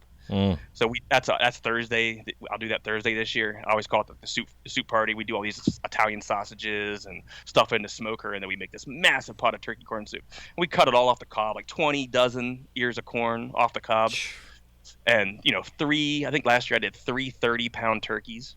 I mean, it's a lot. I mean, this thing was full to the top. I mean, it's insane to see that much soup. So every night, at 11 o'clock, we fire up the fryers and we're making fresh cut fries and chili dogs and, gourmet grilled cheeses and whatever anybody really wants. The whole time we have a brewery that comes up and sets up and gives away beer. Nice. So yeah, so we have this they're good friends of ours from my hometown, Roy Pitts, and they make all these different sours and they have all kinds of different IPAs, and so they set that up, and usually all the sponsors like ABR last year and Covington, they would sponsor kegs, so they'd buy 2 kegs for that day, and so everybody, there'd just be a nonstop drink fest. So do you guys kind of try to not babysit, but in a sense kind of regulate people not getting too shit-faced on the torches out there? We don't normally have that problem. Cool. Usually the people that are there drinking are drinking. Right. The people that aren't, the cool thing about this is it's all private property. There ain't nobody coming in and telling me what we can and cannot do, because it's 100% a huge private resort. Yep. So, we don't really have to worry about too much sound and, any of that kind of thing. And, yeah, we don't really have too many. Occasionally, you always have 1 or 2 people stumble. And I know the night Sean Gold's party, there was a couple people stumbling out of the woods at 8 in the morning. Oh, I'm sure. People with no shoes. They're like, where am I at? That was pretty funny. I mean, I can still remember that one. I can't remember who it was, but this one guy, we thought he was that's Bigfoot, man. He comes walking out of the woods. It was cold. And he had no shirt on. He lost his shoes. I mean, he looked like a monster. He was seriously 6'5". And I was like, damn, I could tell he'd been a bit Bigfoot. So that was pretty good. That's amazing. But we always, you always, sometimes you have a bad egg here too, but most of the time it always straightens itself out. Yeah. I think you don't want too many people get on you. But another thing we offer is we do 2-day passes. So we try to get shops. We the first year we kind of started to, but it didn't really pan out because we didn't really have a name yet. I think now that we've been going to every event and really promoting the hell out of it, I think most of the people kind of know about it. So we don't have to go out of our way to explain it to somebody once they hear about it. But the first year, we didn't have any stores or shops. Last year, we had a really good handful, probably 10 or 12 like shops and galleries that came up, and like Ruckus Gallery and a couple pretty big galleries came through. And it's a good way. I always tell, instead of going to a trade show, we can kind of incorporate this into that. It's not the whole thing. Basically, we try to do like a 2-day pass, like Thursday, Friday. We tell a shop to come in, and we do Thursday. We call it yard sale day, where basically anybody that has cases of glass, we take them all to the cafeteria and open up all your glass, and people can walk around and look at it. Man, that is too cool, dude. And last year, these shops and stores bought a lot of glass. So I mean, a lot of these guys paid for their tickets just from selling glass at Melt. Yeah, what the hell else can you ask for? Yeah, when I was talking to Hick Dog last week, and he's like, Melt was awesome. He's just like, it was like a vacation. On top of that, he's like, man, I sold like a bunch of stuff. He was just like, that shop bought a lot of glass from me. Yeah, it's cool. And again, you get to network, you're socializing, you're melting glass, you're learning shit, you're eating some good fucking food, you get a chance to go out and play in the wilderness and exercise or whatever. Skate park. Like I said, and then we had our fireworks show is above and beyond. Yeah, that's what I was about to ask you. Yeah, there again, that's Sean Gold again. Like I said, King of Parties. He has like a fireworks license or whatever, I guess. No or kidding. Whatever happens. Yeah, but he gets good stuff, and I mean, he put that on last year, and I finally was like, screw it, I'm going to watch this whole thing. I'm not worried about nothing else. So me and Josh, we actually went out on paddle boats and sat right in front of where he was, right out in the water. And it was badass. I mean, it went on for like 45 minutes. No I kidding. kept thinking it's over. And then all of a sudden, boom, this is the grand finale. This is the grand finale. Boom, oh my God, this is the grand finale. And it's like, and everybody was like, what the fuck is going on? Like, this thing is going on and on and on, and it won't stop. Yeah, he went above and beyond last year with that thing. Does he have a barge out in the lake or something that he puts it on? No, he does it right along the shore, okay. Like away from the tents. It's like on the other side of the lake, kind of from where the cafeteria is. But we all, like I said, a bunch of people took boats out and kind of just parked right out there. Yeah, dude, that sounds awesome. Oh yeah, there was stuff like falling on us. I mean, we were right in front of it. But it was definitely really cool. And yeah, that was a good time. I'm all too familiar with the shrapnel from fireworks for sure at work. I come out to my car sometimes, where my parking lot is. I park at from Magic Kingdom, and it'll have paper and shit all over it from the firework cans blowing up. They're pretty good about cleaning that up usually, aren't they? Yeah. I remember I went there the one year, and like I said, they had vacuum cleaners, like lawnmower vacuum cleaners, following every parade that goes through. Like, there's this like group of vacuum people coming through, like sucking stuff up. Yeah, make you eat off those roads sometimes. I wouldn't, but you probably could, Yeah, like I said, Disney's crazy. But on top of that, I mean, I'm trying to think what else we have. I mean, like I said, we have tons of vendors there. We get when you show up, you don't have to bring, if you don't want to travel with glass and all that stuff, we have like ABR there with a full store. So they literally have anything and everything that you might need. You got a ton of tool companies. We got people like Priority Pools set up selling glass. Griffin's there selling a ton of tools. Covington's there. He usually brings, like last year, he brought in a bunch of polishing wheels and grinders and saws. We had a sandblaster set up for people to use. There'll be a lathe or two there. Like I said, it's literally anything and everything glass that you could think of. Man, so long term, do you guys have like a vision or a plan for this whole thing, or is it just kind of like 1 year at a time? Well, we don't want to end it anytime. We just, I like to grow slowly. Yeah. I don't want to. Like they said, this camp actually can sleep 1,000 people, but I would never want to see that. I'd never want to see it actually go over like 500 people, because then that'd be at half capacity, and then you don't want to be stuffing people in bunk beds and all that kind of crap. Right. But, I mean, the place itself is big enough for us to do. I mean, I think last year we might have hit between 250 and 300 people. So I would like to see us hit that again, just in that area. I don't know if it goes a little bigger, that's fine. But I don't really want to grow too fast over the years. I think if we get too big too fast, it's going to take away from the attention we're trying to put on each aspect of it. Mm-hmm. So I mean, I just know how much more of a difficult operation it was last year compared to the first year. Even though the first year we didn't know what the hell we were doing, everything went real smooth. But it was only, like I said, 120 people, not counting the bands. Mm-hmm. Last year, I mean, we got up to like over 250 people, and I'm like, holy shit, I was like, I've cooked for 100 people a lot, but man, when you start cooking for 250 people, 4 meals a day, that's a lot of food to cook. And it's like, to me, that's just a whole nother ass. That's why I have to start bringing in some food consultants and people that can actually help me, because I don't know how to do it all. I don't know how to accommodate for that many people. It's hard to even put that food order in at the beginning of the week. Right. I gotta I have to I'm on the phone, my buddy's on the phone. We're just like thinking about all the things in our head, what we might need to make each meal, and that's just like crazy to try to plan that much out. Yeah, I mean, dude, the logistics behind everything. You guys, My partner Sean, it's amazing. Todd and Josh Mazzei, they run the front of the place, and people are coming in and checking in. So they have like a crew of like they have a couple people here helping signing people in. Then we got shuttles, like golf carts taking people to their cabins, unloading their stuff. But they have to figure out the whole cabin system of who goes in what cabin and what cabins are which. And there's a ton of cabins there. There's tons of buildings everywhere.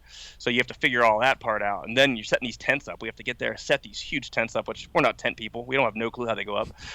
Every year it's like, is this piece? I don't know how this does it. And we kind of just figure it out. For some reason, it always seems like it rains the day we're setting the tents up. Of course. So everybody's all like, yeah. And then Paul's the electrician, so he has to go through and wire this whole entire building up. And he built these like makeshift panel boxes, and we have to rent these massive generators. I mean, they're huge.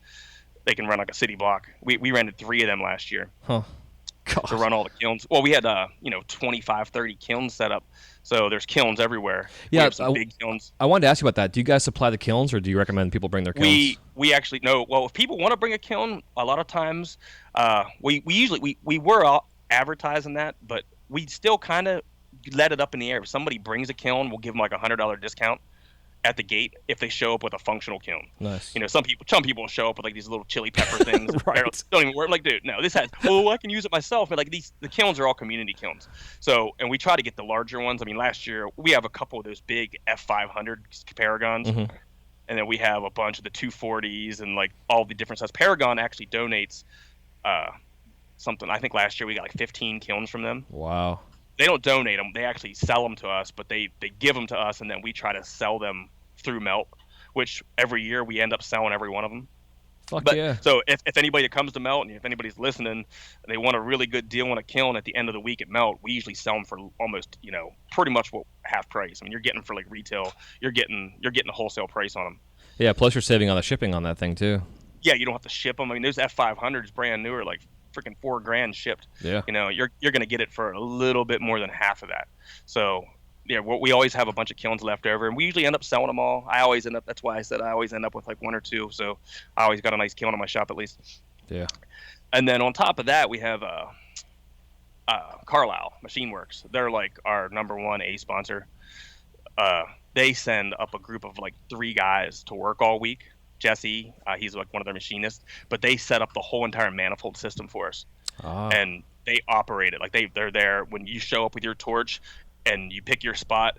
They hook your torch up for you, make sure all the pressures are good. I mean, everything's taken care of for you when you get there. So you actually don't have to do any of the hooking up yourself. Do they need to bring quick connects, or do they hook that shit up for you? They can direct wire it. Okay. Yeah, they build like a manifold, and they just have it like the whole way down the line. And the way they do it is they start the manifold at the line with a hose, and then it comes into their manifold, and then the very last channel on the manifold goes back to the tank, so it pressurizes the whole system. Yeah.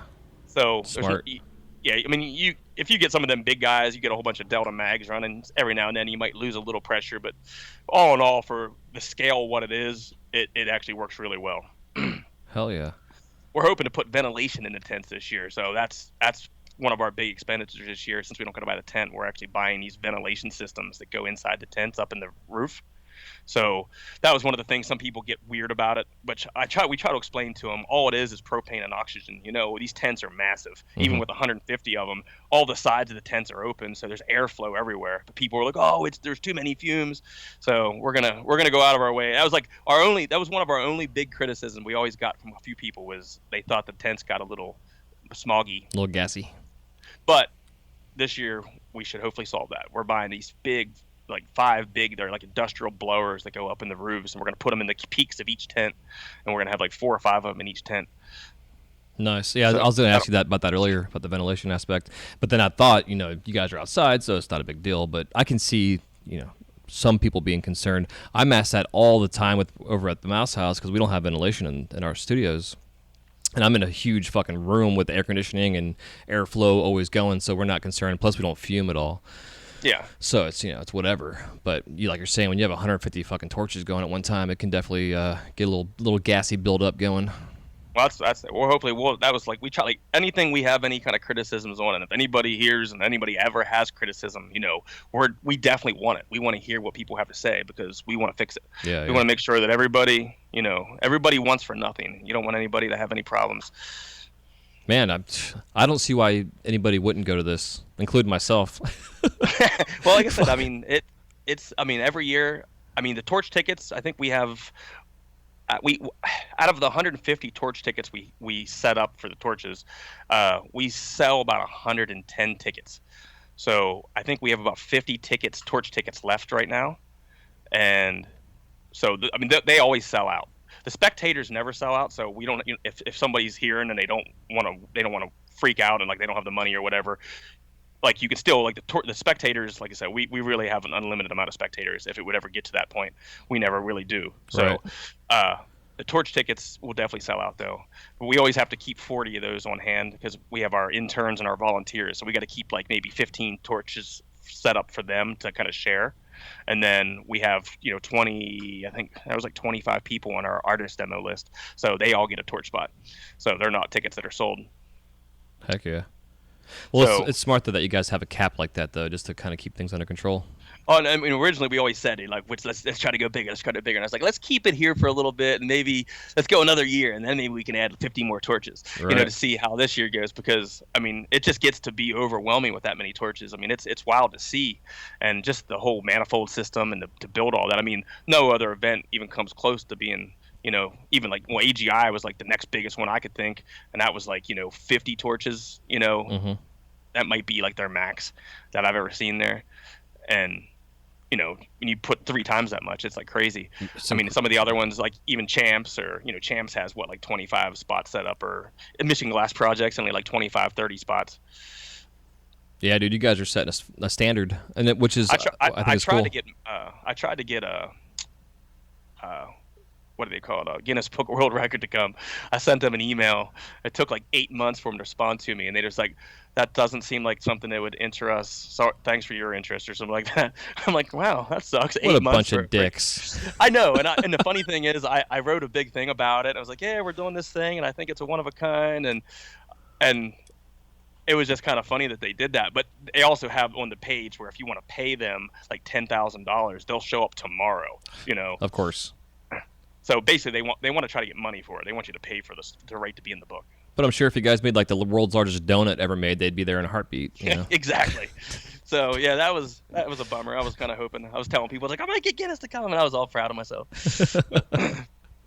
Yeah, that didn't work out. Yeah, well, it's the thought But, that counts. It's cool. I'm trying to think anything else we got going on. I'm hoping I actually have a couple good bands booked this year for the last day. So usually the last day, well, I said like Thursday, Friday, I try to do this 2-day passes, get the shops to come in, and we have that big yard sale day, and then Thursday's kind of like your wind down day, because then Friday you wake up, we try to like get everybody to pack up all their stuff by like 5 o'clock at night. Mm-hmm. Some people are staying, if you're an intern volunteer, some of the torches get left up, but we try to get some of that stuff cleaned up. And then, around 5 o'clock, we try to like get everybody just getting everything cleaned up, getting their cabin straightened up, getting ready to leave for the next day. And then we just have this massive all around throwout. We have beer, you have the big pig roast, you have the fireworks. It's just this big party. And it runs Monday through Friday. Monday through Friday, Yeah. and then the move out day is Saturday, so people can stay Friday night, and then they leave Saturday morning sometime. Nice. We're not strict. We don't kick anybody out like real quick. Some people have planes and all that kind of weird stuff. So they have shuttles go on. We have a shuttle picks people up and takes them to the airport. There's people driving and drop people off, and then it's like I said, we're usually there for a couple extra days anyhow. So a lot of the interns and volunteers, we kind of try to move all the torches that anybody wants to stay out to the cafeteria, kitchen area, and we kind of just blow glass and clean up as we go and eat up all the food and all that kind of stuff. Hell yeah. Yeah, man. There's Like I said, it just doesn't seem obviously the price is there, but if this is coming every year, you can save up for it. Every month, Well, put away. we didn't raise the price. Like we actually kept the price the same from last year to this. The first year we had $1,000 ticket and we raised it to $1,100. And this year we kept the price the same. We did raise the spectator ticket $50, and I mean there again I tell people, I mean where else can you get that kind of if you go take a class, pick any one person on our demo lineup, like say Nico Cray, if you want to go take a class with him. I mean, I'm not sure what his classes are going for, but it's probably $800 to $1,000 for like a 2 or 3 day class. All right. And they sometimes they give you lunch, but you're still gonna have to pay for your hotel room. You're still gonna have to pay for if you're traveling, or most of your food. So you take one person there, you're gonna have a lineup of that's the thing with our list. Our artist lineup is like 25 people, but I mean there's probably another 45, 50 people that could be on that list real easy. They're just coming as a ticket, buying a ticket. So there's a lot of really talented glassblowers there. And that's the cool thing is all people want to do is do collabs. So it's just like collab central. I mean, every day, just walk in there. And when you come in, I like to go in at nighttime. I'll go in like right around like starts getting night around like 9 o'clock at night, right after dinner. And that place, the tents are just popping. I mean, every single person's in there. I mean, they're just people raging on the torch. People are just watching. There's demos. All the big guys are making crazy big pieces. And yeah, it's a good time. We usually have some DJs spinning music and man. And then we start cooking late night food. I'm actually buying a hot dog cart this year. I've been trying to find a really badass hot dog cart that I could have one of my interns push it around and just give away hot dogs. I was like, I want to get him a little suit, make him go like, hot dogs, get your red hots. So that's kind of my goal right now. I've been like on eBay and Craigslist, like looking for a badass hot dog cart. That's awesome. I'm hoping to get an ice cream truck in there this year. Just cool things that makes people think of like summer camp. We were talking to we're trying to get like we're hoping to have like a Boro Olympics this year. So I don't know, like I still don't really understand what it is. I've heard people say about stuff. We were trying to come up with games. So I actually put our one intern, Patty, from Salem Community College. She's an awesome intern, but she'd spearhead it. So she's going to research some games and people can sign up to it, kind of like summer camp games. Yeah. And feel like like 2-man point pulling, stupid shit like that. Like longest stringer, just whatever we could come up with. We're gonna try to come up with some kind of a little Olympic system, and we'll have some kind of award system for that. We got a tattoo artist there on site, my good buddy Jason. He sets up and does tattoos all week long. I mean, I think last year he did like 50 tattoos. I mean, he was busy every day. Yeah, I saw a lot of folks got the melt tattoo. That's pretty awesome. badass. I thought that was awesome in itself. The first year, I think he did like 21 melt tattoos, and then last year he did how many? But he does like a whole board up, and you can pick. Like he'll make like a board. He'll make them all melt-oriented tattoos. He'll have like 20 different tattoos you can pick from, and they'll be like just like the first year. The big one was Micro did like a little creature, and he made a millie out of it and said melt, and he did a tattoo of that, and everybody got that like little Ewok-looking tattoo guy. Yeah. But yeah, I think that's really cool. Yeah, it's super cool. Yeah, and I think that the community really does appreciate you guys and all the hard work you're putting into this. Just from the response that I've seen out there in the community of people talking about this. That's what we hope for. Like I said, that's all we ever really wanted. I mean, we never really got into it thinking, hey, we're gonna be millionaires off this or get rich off of it. We just wanted to have an event ourselves because we wanted to put on an event that we wanted to do, and that's really what it comes down to. We wanted every aspect to be what I wanted and what we think everybody else wants too. Man, it's smart, dude. That's how business works. Make a product that you want to fucking wear or buy or use yourself, and next thing you know, you got a million people wanting to buy the same thing. Well, that's what we hope. Hopefully it grows, and hopefully down the line, we've been having talks maybe doing a West Coast one. So, we're still up in the air. We're trying to plan. We're trying to get all of our ducks in order and really trying to get a grasp of it. That's why hopefully this year will be our third year, and I think we kind of worked out most of the kinks, and we kind of know what direction we need to go with everything. We learned a lot the last 2 years. Well, that's what I was saying. You guys are, in a sense, are setting a standard for how this is run, in a sense of all the logistics. People are being catered to, like, individually. I mean, where can you go to say you're a vegan? That's the most important thing, I think. And I think that's what people appreciate the most is, like, nobody's above the next. No matter if you're, like, the best glass blower or the worst glass blower, we're going to treat you all the same because you all paid, the same to be there. And, we want everybody to be happy. I want everybody to be happy, leave happy, be fat, be full, They're gonna leave spoiled. Yeah, that's the response we like to hear, though. I love when I run into people and I'll be like, man, I mean, like, that was the best I ate all year. I'll be like, I feel like I was on a cruise ship. It's like anytime I walk into the kitchen, you guys got something going on. Because even if they miss like lunch or dinner, somebody wouldn't get off the torch and they just show up late, we'll go out of our way to accommodate them. It's like if we're in the kitchen making dinner, we'll be like, oh, we'll drop what we're doing and like make sure we'll give you some kind of leftover or make you a sandwich or make sure you don't go hungry. Yeah. So Man, that's so cool. I think that's important. Yeah, it's amazing. And it also takes a lot of the stress off, all those aspects when you don't have to think about, going back and checking to see if your tent washed away or if your shit's all wet. If you don't got to think about all those things all the time, you can focus on just having fun and blowing glass and whatever else you want to do there. Yeah, which is what it's all about, man. Nothing worse than being stressed out when you're on the torch. No doubt. Doesn't work. So yeah, but I mean, we definitely welcome any criticism. Anybody out there that's come, we definitely like to hear from you, and heck yeah. let us know if there's anything we can change or make better. Hell yeah. Yeah, absolutely, man. Which is even better that you guys are open to that kind of shit. You're not just being like, fuck you guys, we're going to do it our way. Nope, not at all. Yeah, it's killer. Well, hell yeah, man. Well, I'll have all the links and information and everything in the show notes for everybody to check out, and your contact information as well. So if anyone wants to reach out and ask questions or, even ideas for the Olympics, that kind of stuff. Yeah, I was going to make a post about that here on Facebook here on Torch Talk and stuff, just try to get some people's ideas. Because I mean, I could only think of like one or two. Like I was like, I always thought a 2-man point pool would be hard. Who could do the best ones, but I don't know what else there could be. There could be literally hundreds of. I'm sure there'll be a lot. We're trying to talk to the Boreal Olympics Derby guys. They were talking about coming. I don't know if we locked anything like that down yet, but they're in the works of maybe setting that up and actually having the Pinewood Derby guys there. Yeah, that's such a cool thing too.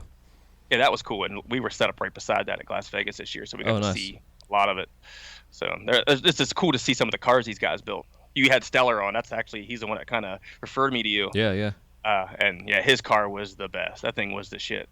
I think it was so cool to see. His Wile E. Coyote. Yeah, exactly. It's such a cool concept.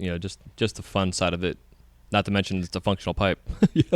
Yeah, and like I said, I like to see some more. We like to have some cool games like that. So the more little things we can make like that at Melt, to me, if anybody has any cool ideas, I'd love to hear them. We like to think about those things that you used to do in summer camp. It's like what all went down. It's like what kind of things happened. So yeah, well, one you guys should not do, which I heard a horror story about in a hot shop. These guys that worked, I don't know if they were in Washington or somewhere, but they would get a gather out of the furnace and run out the studio and try to basically see how far they could toss their gather, like on a fishing string kind of thing. Slap around. Well, that's what happened. One of them, it got cold quickly and it came around and wrapped around the guy's neck. Oh my God. Yeah, imagine that shit. So I don't know if Kalen. I said I'll tell Kalen not to do that. He sets that up right beside me. We actually set the hot shop up right beside the kitchen, so it's kind of a badass little setup he has. And I mean, people loved it because a lot of these kids have never blown soft glass. Yeah. And and that's one of his big things is he really encourages, like when he even goes to like local like street fairs and stuff, he encourages like the kids to come up and help do it. He'll have them up there blowing and like shaping stuff, and he kind of walks them through it. So he's a really good teacher in that aspect. And I can't imagine how many of the kids there actually got on and blew soft glass and like that never did it before. So cool. Plus we had Ethan Windy there, and he loved it. He jumped on and did some cool ass demo on the soft glass truck, which was awesome. Yeah, dude, he's a fucking beast. He's coming back this year.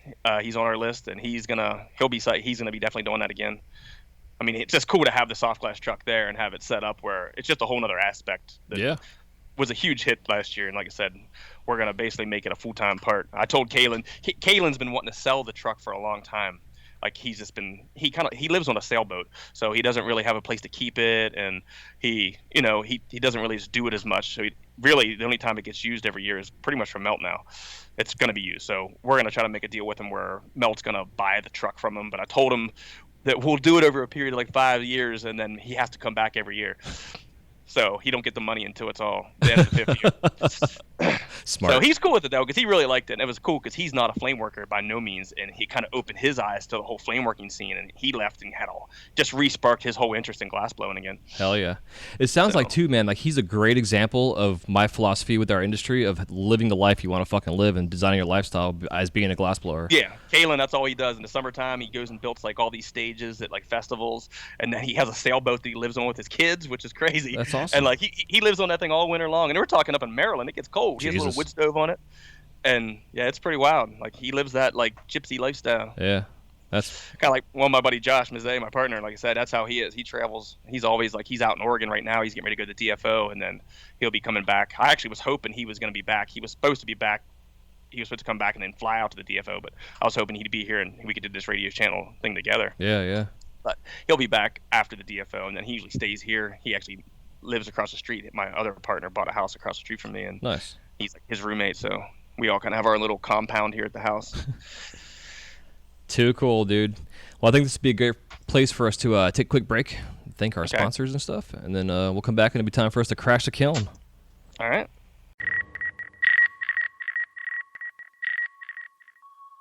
Segment of the Wise Guy Radio Show is brought to you by the Flow magazine. Since its inception, the focus of the Flow has been to provide a bond among members of the lampworking community. This has been accomplished by developing relationships with the finest artists and sharing their techniques with you through in-depth step-by-step tutorials. In every issue, you can enjoy great content with the hottest artists and cutting-edge techniques using the latest industry products. These features, along with the continuation of our Women in Glass edition, Glasscraft Emergent Artist Awards, inspiring gallery showcases, dynamic general interest articles, as well as health and safety information, make The Flow the leading international lampworking journal. And if you have not yet subscribed to The Flow, you can use the coupon code WISEGUY at checkout, and you can receive 10% off your annual subscription. So just go to theflowmagazine.com. That is theflowmagazine.com.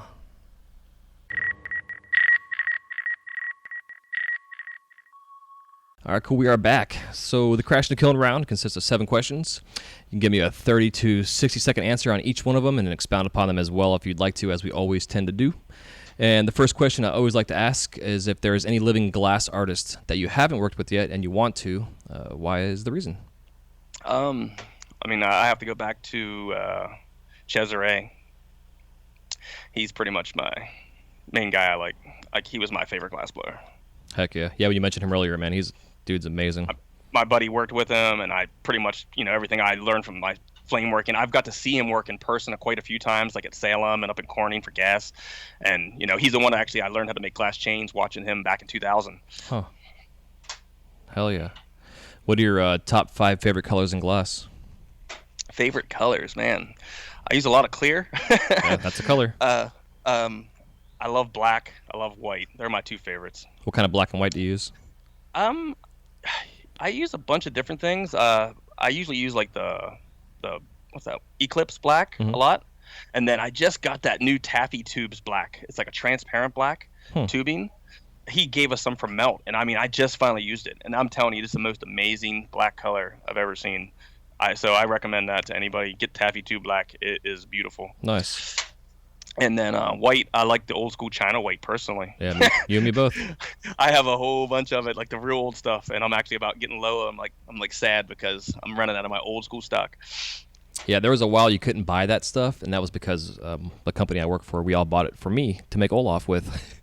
Yeah, we bought. I had a huge case of 5-foot long pieces. And we're finally.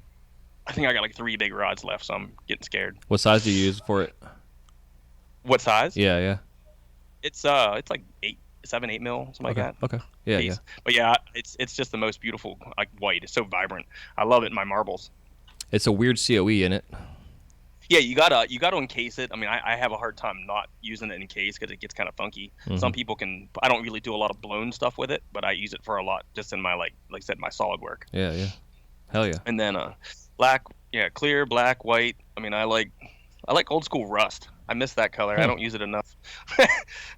And other than that, there's some cool new colors that I'm really into. I like fade to black. I really like that color. Hell yeah. Cool. What is your worst injury in the studio? Man, I'd have to say the first week I was blowing glass. It was kind of funny. I was out there. They were teaching me how to make mushroom marbles, and I literally the point I do a 2-push mushroom marble. So I'll push the first piece in, make a cap, melt it all down, then push the next one in and make the stem. And the stringer broke and it snapped and it went straight through my hand and came out the other side. It went through my knuckle, right in, but my palm of my hand in my knuckle and came out the other side. And I just looked up and my friend was like, "Holy shit!" I'm like, "Oh my god!" And the crazy thing is, it was really hot. So it cauterized it instantly when I pulled it out, and so it didn't bleed at all. It was kind of weird, but I couldn't close my hand for a week. Fuck.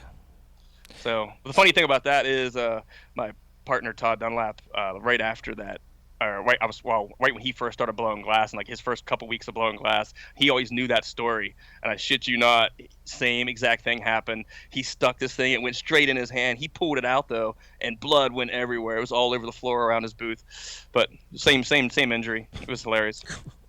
Seems that we start off with the first week I was blowing glass. Oh man, fuck. So when you're in the shop, do you watch TV, listen to the radio, or do you do both? We used to do nothing but music, but recently we bought like a smart TV, and now we're like, I got Amazon Prime, Hulu, and Netflix, and we're literally just begging for things to watch. You know, it's like we're watching everything. We just got done rewatching The Sopranos. Yeah, I don't know. I'm looking for something good. Hell yeah.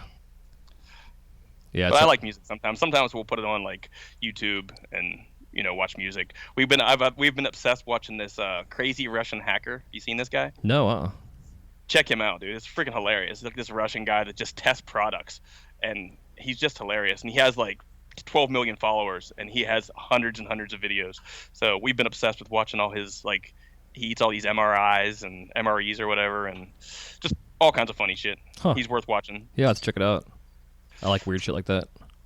He's called Crazy Russian Hacker. Okay. I'm sure I've seen it come up in like the suggested videos or some shit that YouTube puts out. It's nuts how many followers he has just from doing dumb shit. Dude, it's amazing how many people have followers on there for all kind of dumb shit. I mean, he takes like TV products like ice cream scoopers and like waffle makers, and he'll buy like 10 of them, like all different products, and then test them. And it's funny as hell. And he's just like, boom! Oh, it's amazing! Oh, boom! he cracks me up. But I like when he does all the foods. He eats all the MREs and he tries them all out. And some of this shit's disgusting. He gets them all the different countries, and he eats everything. He's like, oh, it tastes amazing! Oh, boom! And yeah, that's his trademark. Boom. Interesting. At least it's not Bam. No. He might have been sued. But I love me some Emerald. That's actually where I learned how to cook. Hell yeah. Yeah, you and me both, dude. Learned lots of things from him. I used to literally record it on my like DVR or whatever, and I'd come home and I'd watch it every night, and I'd just go in my kitchen, and that's where I really started getting like a really big passion. And I was stocking my cupboards up with all these different things and watch his show, and yeah, that's how I really got into it. Huh, interesting. Well, I'm glad I brought it up. Now we know. Let's see, we got... Oh yeah, do you have any glass-blowing themed tattoos? That's hilarious. No, my buddy, like I said, the tattoo guy from Melt. I was supposed to get one the last 2 years, and I still haven't. He's like, I just stopped in there yesterday, and he's like, dude, you still haven't got your Melt tattoo yet. I'm like, dude, I'm a dick. I was like, everyone else got one except for me. I was just like, so I honestly, I need to go in. I've been planning on getting I was gonna get my CC Plus tattooed on my forearm. Hell yeah. And then I wanted to get my Jackson Diamond shears put on my inner forearm. Nice. I haven't got around. I mean, I got a bunch of tattoos, but I've been slacking. I just told him yesterday, because I haven't got a tattoo in like 3 or 4 years, so I'm due time. Yeah, no they shit. They hurt so damn much, man. They hurt. Yeah. My last one took like 8 hours. It was seriously the worst. It hurt so bad. I couldn't walk for like a week afterwards. So, yeah. I told him from now on, I just want little tattoos. Like, I can handle 15, 20 minutes, man. I can handle that shit all day long. Man, once you get over that 2 hours, you just start sweating. You feel like, God. The worst though is when it's a long one like that, and you get to 2 hours, and you're good, and then they're like, okay, I need a cigarette break. I'm like, no. Yes, it's the worst. We went through 3 of those. Fuck. And then the fucked up thing is, he's like, let's try this new lidocaine stuff. He sprayed this stuff on my leg after he got the outline done, and he said, let that kick in for like a half an hour. Then he started tattooing me, and I swear it was freaking me out even more because I couldn't feel it so much on my leg, but it was like rattling my heart. And I was like holding my jaw shut. My jaw was rattling. And I was freaking out. I was like, this is even worse. I was like, I want the shit to wear off. Yeah, I'm done. Like I said, them big tattoos can suck it. Yeah, you and me both, dude. And, oh, yeah. The good thing is, like I said, my buddy always hooks me up. He never charges me for tattoos. So I always get like awesome tattoos cheap or for free pretty much. Yeah, that's nice. Having that kind of connection. I was going to ask you about your torch. Was that like kind of just to back up real quick in your origins? What was one of the first torches you got into? I actually I run a CC Plus, a Carlisle CC Plus. Yeah. Which a really good funny story about that is, I mean, we're talking 20 years ago.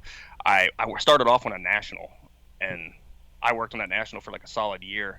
And I actually had a major minor too, but I didn't like it, and I could do more on the national than I could on that major minor. And I didn't have a kiln. I mean, I had a big ass ceramic kiln back then that I didn't even have a place to plug it in. I'd actually have to pull my stove out of my house and plug it into where my stove went in.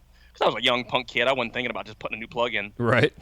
And so I'd make all my glass through the week, and I'd just put it in a crock pot full of vermiculite. Yep.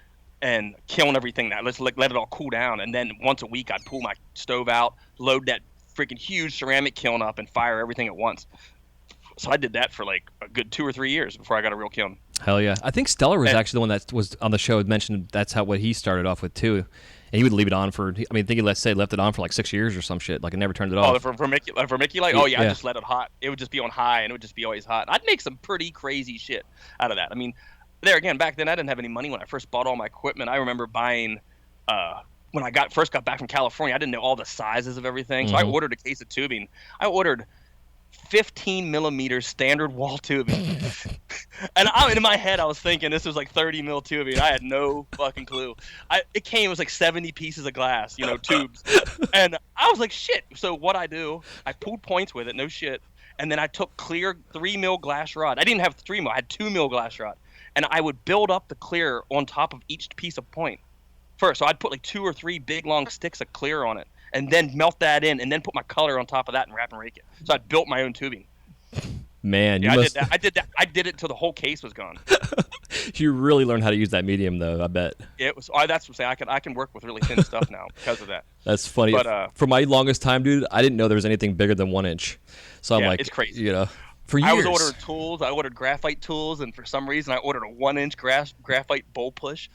And I was like, Jesus Christ, this thing came. I still have it. I've never used it. It's like humongous. It's this huge ass thing. I was like, dude, the bowl was like massive. So yeah, I was an idiot. I spent a bunch of money on dumb shit that I didn't need and thought I needed it. But back to my torch. Yeah. About a year goes by, and I was like, well, I'm gonna buy a torch. So I basically talked to my wife, and I was like, hey, I'm gonna get this torch, and she's like, all right, I believe you. And so I ordered it. Back then a Carlisle was like $1,000 for just a regular CC. And so that's what I ordered. I ordered a Carlisle CC, and my buddy had a Carlisle, and he didn't work with me, but he had it at his house. So it comes in the mail. I open it up, and I was like, what in the fuck is this thing? I mean, this torch was huge. It was just massive. It's a big torch. And I called him up, and he came over, and he's like, what the hell was that? And this is before there was even like kind of like catalogs with pictures of these torches in them. You know what I mean? Mm-hmm. And there was a CC in the old Whale magazine. The catalog back in the day had pictures of CC pluses in them, but they were all square. So when this thing came, this looks like the new CC, where it has the tapered, thing. It's like number 200 out of the on the plate. Awesome. So yeah. So it was when they first started making this design of Carlisle CC pluses. So we didn't know what the hell it was, and it was just twice as big, not 3 times bigger than his Carlisle. And I was like, I'm not gonna say nothing. So I never called him or said nothing. I just didn't understand what it was at the time. And about 5-6 years goes by, and I went to the Salem Community College. They do that International Flame Working Conference. Yeah. And the guys from Carlisle were set up, and the owner was there. And I started talking to him, and I told him the story. I was like, man, and I knew at that time I knew what I had. Mm-hmm. I told him the story. I was like, man, I got a Carlisle. I ordered a Carlisle, and I was like, you guys sent me the CC Plus, but I was like, I didn't really know at the time, so I didn't even think about it. He's like, man, good for you, man. He's like, that's awesome. He was like, that's such a good story. But yeah, basically, I got my CC Plus for free. Well, for the price of a Carlisle. Right. What I was getting at. Yeah, they're a fucking beast, dude. I had a buddy of mine that had a mag, and he's like, I'm getting rid of this mag. I'm gonna buy a Carlisle, and he bought a Carlisle CC Plus. I'm like, what the fuck is the difference between that big ass mag you had and that big ass CC Plus? Because those things are the flames. The flames are so soft and forgiving on a Carlisle. Yeah, and I love it because I do make a lot of goblets and stuff. And I think it's the best goblet torch. I mean, it's just so nice. That and the Herbie. I have a Herbert Arnold too, which I hardly ever use because I have a hard time fuming on it. But I've been using my Carlisle for so long, and then when I try to switch over to the Herbie, I'll hook it up and have it right beside my torch, and I'll use it for certain things because it is a really cool torch to play with and use. Mm-hmm. I love it for making marbles. I mean, that little laser point flame, you can drill a hole into the glass. Yeah. But I can't fume on it, so I'll just jump back over to my Carlisle, fume, and then jump back over to it. I've seen guys using like the Smith hand torch for fuming with their on a Bethlehem or something like that doesn't really fume that well, because even like GTTs don't really fume that well, See, my Carlisle, I can fume like a champ. Dude, you and me both, bro. I've been using mine for fucking almost 20 years now, and I'm looking at it right now. I love it, and I'm working on a GTT now at work, And it's taken me probably 4 months to get used to that heat. Yeah, I can't imagine. I don't like GTs. I don't like the heat of them. Like I said, I'd have to work one. That's my problem with the car. Or my Herbie is I've never spent a very large, amount of time with it. Mm-hmm. You got to spend a lot of time on a torch. I'm so used to this Carlisle, it's just ridiculous. Yeah, and they can here. take a beating. I mean, I've had this thing for 20 years and I've never had any issues with it. I even now, I'm just in the process. I'm thinking at Melt this year, I'm going to take it and give it to them and let them take it and rebuild it, because it's never been done. Yeah, but it doesn't even. It's not even bad. Like the face of it has a little bit of deterioration on it, but man, it still looks pretty damn good for 20 years old. Do you have any clogged ports? I just was cleaning it the other day and I broke off a wire. I did the same thing. So I've never ever had a problem with my ports ever up until literally 3 weeks ago on my own accord. Oh, dude, I was so pissed. I go to turn my flame on. I could just see that metal just beat up and clog the hole up. Oh, so I'm going to take it to them and let them clean it and just put all new things on it. And I got my foot pedal for Griffin for it. And I just got Blast Shield to make me a really badass custom L Marver with all these attachments for it on top of it.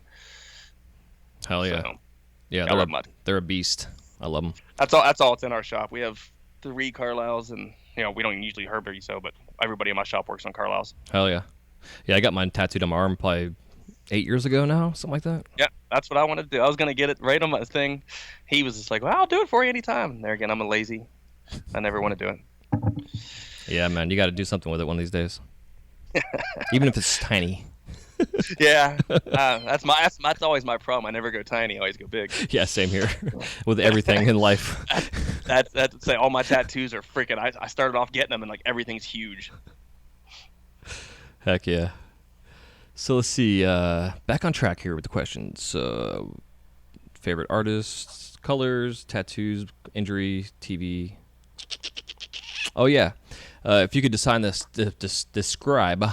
the sound of glass cracking, whether like a metaphorical sound or like the actual literal sound of it, how would you describe it? How do I describe it? I don't know. That's a hard question. How do you describe glass cracking? Now, is this a one-word description? It can be one word, or you need to elaborate more. Like, I mean, what do you say? Oh shit! Yeah, because I get like the typical tinks and stuff. I had Steve Sizlove. His answer was something about, it was like a Buddhist thing where it just blew it off and went on to the next thing. I don't remember exactly what he said, but it was like so good. It was like just like this centered, fuck it. It was like, oh yeah, I had it happen at Champs on my demo piece that I made for the competition. It cracked on me. Like I said, they gave us like 3 hours to make this piece, and it's not that much time to begin with. But then the kilns were only running at like, they were barely getting over 1,000 degrees. Oh Jesus! And I had these huge attachments, like big Darth Vader and Boba Fett heads, and they're like 2 inches thick, and I had the whole piece put together. I was literally getting ready to put the last horn on it, and the flame. I mean, when I was pulling it out of you had to pull it out of the kiln and keep working. There was no time to let the kiln come up because you have to you only had so much time. I was down to like 10 minutes, and my Vader and my Stormtrooper had cracked. That's what kind of dinged me on the whole competition. Well, that sucks. I actually finished the piece last night. I put it back in the kiln and put all new marbles on it, and it came out pretty sweet. Nice. But yeah, I was kind of bummed out about. But yeah, when you hear a crack like that, it kind of just takes your breath away. Yeah. Especially when you're working, if you have 2 or 3 days in the piece and you hear that crack and you're just like, oh my God. Sometimes they're not that bad. Luckily, if it's in like a marble, I don't care so much. It's something you can fix, take off and put something back on. But it sucks when you actually have a really big marble. I actually made a marble. I don't have too many issues with like stuff like that cracking, but like about a month ago, I was doing this really crazy white and black dot stacked marble. And that is literally probably the craziest one I've ever done. And I worked on it for probably 7 hours, putting this dot stack on this marble. I was all like psyched, put it in the kilned it for like 3 or 4 hours, and crashed it. Came out the next morning, and it was cracked all over. I had never had that issue before. Huh. Makes your heart drop, though. It's Yeah. like, damn, that was a waste of a day. I'm looking at it right now. It's like, what do you do with it? Find a fish tank to throw it in? Exactly. Yeah, man. One of the things I'm learning right now too is my new character I'm working on is Figment from over at Epcot, the little dragon there, and it's about 8 inches overall, like size wise. Like his body is a 6-inch section of 1-inch solid rod that I've cleared that I'm making just his torso with. So when it's all done, it's like probably 3 pounds. It feels like I'm it's weighing, and most of my bigger stuff I've always worked has had colors, so you can hide flaws and shit, in terms of sculptural stuff. But in this guy, like I'm dealing because of using this GTT for the first time, I'm getting issues with DeVit and all kind of weird shit, but also understanding the timing on them. And it's about a 3.5 hour-ish piece right now. Ideally, 2 hours is what I'm gonna get him down to, but right now he's about 3.5 hours. And literally the other day, I had 2 of them take a shit on me, and it wasn't just like a surface spider webbing. It was like a crack completely through the entire piece. You know, where there's nothing you can fucking do. I mean, you can maybe even if you fix it, it's gonna look like shit. Yeah, exactly. So I just rip his head off and salvage what I can and throw it in the trash. But it gives the guest a chance to see, hey, you know, everything we make doesn't always come out in the end. That's why we charge what we charge for it. Yeah, there's a lot of stuff that doesn't. I mean, there again, when I'm playing around and experimenting, I mean, you can definitely mess a lot of stuff up. Yeah. Yeah, exactly. Hell yeah, man. Well, the last question I'd like to ask is, what are your 5 favorite tools to use, and that does not include your glasses, kiln, or torch? Glasses, kiln. Well, number 1 is my tungsten tweezers. I love those little things. They like the bent neck angle ones? I don't like the bent neck ones. Mine are just straight. Okay. And then my jacks diamond shears, tweezers for trophies. Like all those tools are like my favorite tools. Like all my cup making tools. So pretty much there's 5 of them there. Hell yeah. And do you use a blow hose too when you're doing your cups now? Nope, no blow. The only time I ever really use blow hoses is when I'm doing wigwags. Oh, interesting. That's really the only time I ever do it. Everybody always asks me that too, because a lot of times I'll have 2 tubes or whatever, and I'm those guys, you know, always put it up to my mouth and blow it, and spin it. Yep. And I've always just done that ever since I've, you know, been blowing glass. I always did my cups that way, so I'm just so comfortable doing it.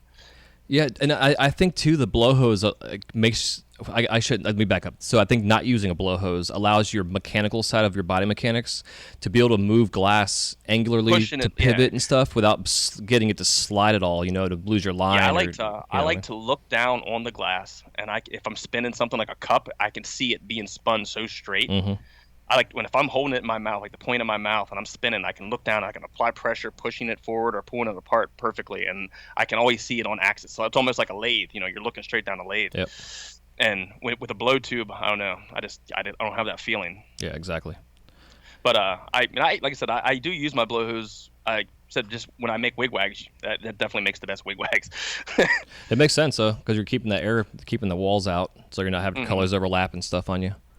But other than that, I hardly ever. I mean, I'll put it on occasionally if I'm putting an attachment on that I know it's going to be big or something. I might put it on just to puff out. Mm-hmm. But most of the time, it's just I don't ever bridge anything ever either, like ever, no matter how big it is. Dude, I've just recently started bridging on some stuff, and I don't like it. Yeah, my friends, like, I'll see them bridge, and they'll have like this piece that's like 3 inches, and they'll have like 5 or 6 bridges on this thing. And like, you know, like this Star Wars piece I was talking about for champs, this thing weighs like 3 pounds. Like, it's heavy. And I have it on 1 blow tube, and I have like seriously like 3 pounds of attachments on these marbles. There's like 4 huge marbles on it, and yeah, I have no bridges. Like I said, if it breaks, it's gonna break. But yep. I never put bridges on anything. I've found that I have more issues with using a bridge than when I don't use a bridge. Yeah, I'm the same way. But there again, it's all about, I think, how you learn. Yeah, exactly. And a lot of these guys, when they first started blowing glass, if they're starting to blow in the last couple years, you watch people doing demos. Everybody uses blow hoses and bridges. Yep. Yeah, it's the blow hose, the bridge, and the hand torch. I never seen anybody do it until I went and saw like these young kids doing it. Right. Yeah, I'm not even that old, so. Yeah. Yeah. My first times was I took a Joe P. And Peter Muller class, and Joe was then the 2 of them together were using the bridges on stuff, and it just made sense on certain aspects of it's like when he does his dragons when he was getting that tail and the 2-hole button perk they do in the butt, So those kind of things, it made sense. And I see it. Like I see how people do it, like Sherlocks. I'm more of a 1-piece Sherlock guy where I do the stretch and I bend it all at one time. Yeah. And I see people that they'll bridge to like their bowl piece to the actual bowl piece to the mouthpiece, and then they'll let that heat and drip up and they'll shape it that way. Yep. And a lot of people do that. And yeah, I've never got it. I just always do it 1 piece. Like I'll just like to stretch it. I like to stretch it. Yeah, me too. I love it, dude. I love pulling stringers and points. Yeah, that's how I am. It's just embedded. It's just the old OGs, I guess, of us out there that do that. Well, like I said, once you get to that certain age limit, and like I said, most of these guys have never tried to pull those points like that probably. And it's like if you start doing that, like I said, it's so much more comfortable doing certain aspects. But I ain't holding it against a blow hose. Blow hoses have their place 100%. Yeah. Because there's things that I couldn't do without it sometimes. Yeah, absolutely. But man, I always preach though, pulling points will teach you so much technique in glass. There's so many little minute details in pulling a point that transfers and carries on through the rest of your glass career and everything. Oh, once you can get, I told my partner, like, once you can get a nice straight point pulled, I was like, man, you can pretty much do anything. Yeah. Like, it's hard to get a nice straight one. Yeah, I still can't do it sometimes. I'm looking at my bench right now. I got a couple of shitty ones. I'm the same way. I'm getting ready to go on a wine glass kick, so I haven't made them in a couple weeks, and I'll sit down and start making cups and feet, and there again, half of them are gonna come out like crap, but they're the ones I'll use for my drunken goblets. Yeah, so you'll have some. You'll be able to use them somewhere. But we'll build it up here and get to work. And hell yeah. Well, cool, man. It was a lot of fun chit-chatting with you. Before I let you go, though, if you want to give us some parting piece of advice, and then where we can find yourself personally, and then also Melt out there in the world of cyberspace.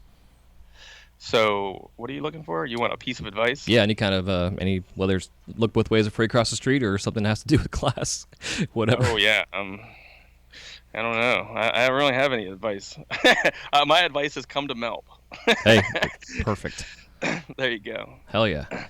That'll be the best advice you can get, because you're going to learn so much there and just have such a good time. You know, it's a vacation. It's just all around fun. And I think anybody that comes, you're not going to regret it. Yeah. Sounds like it.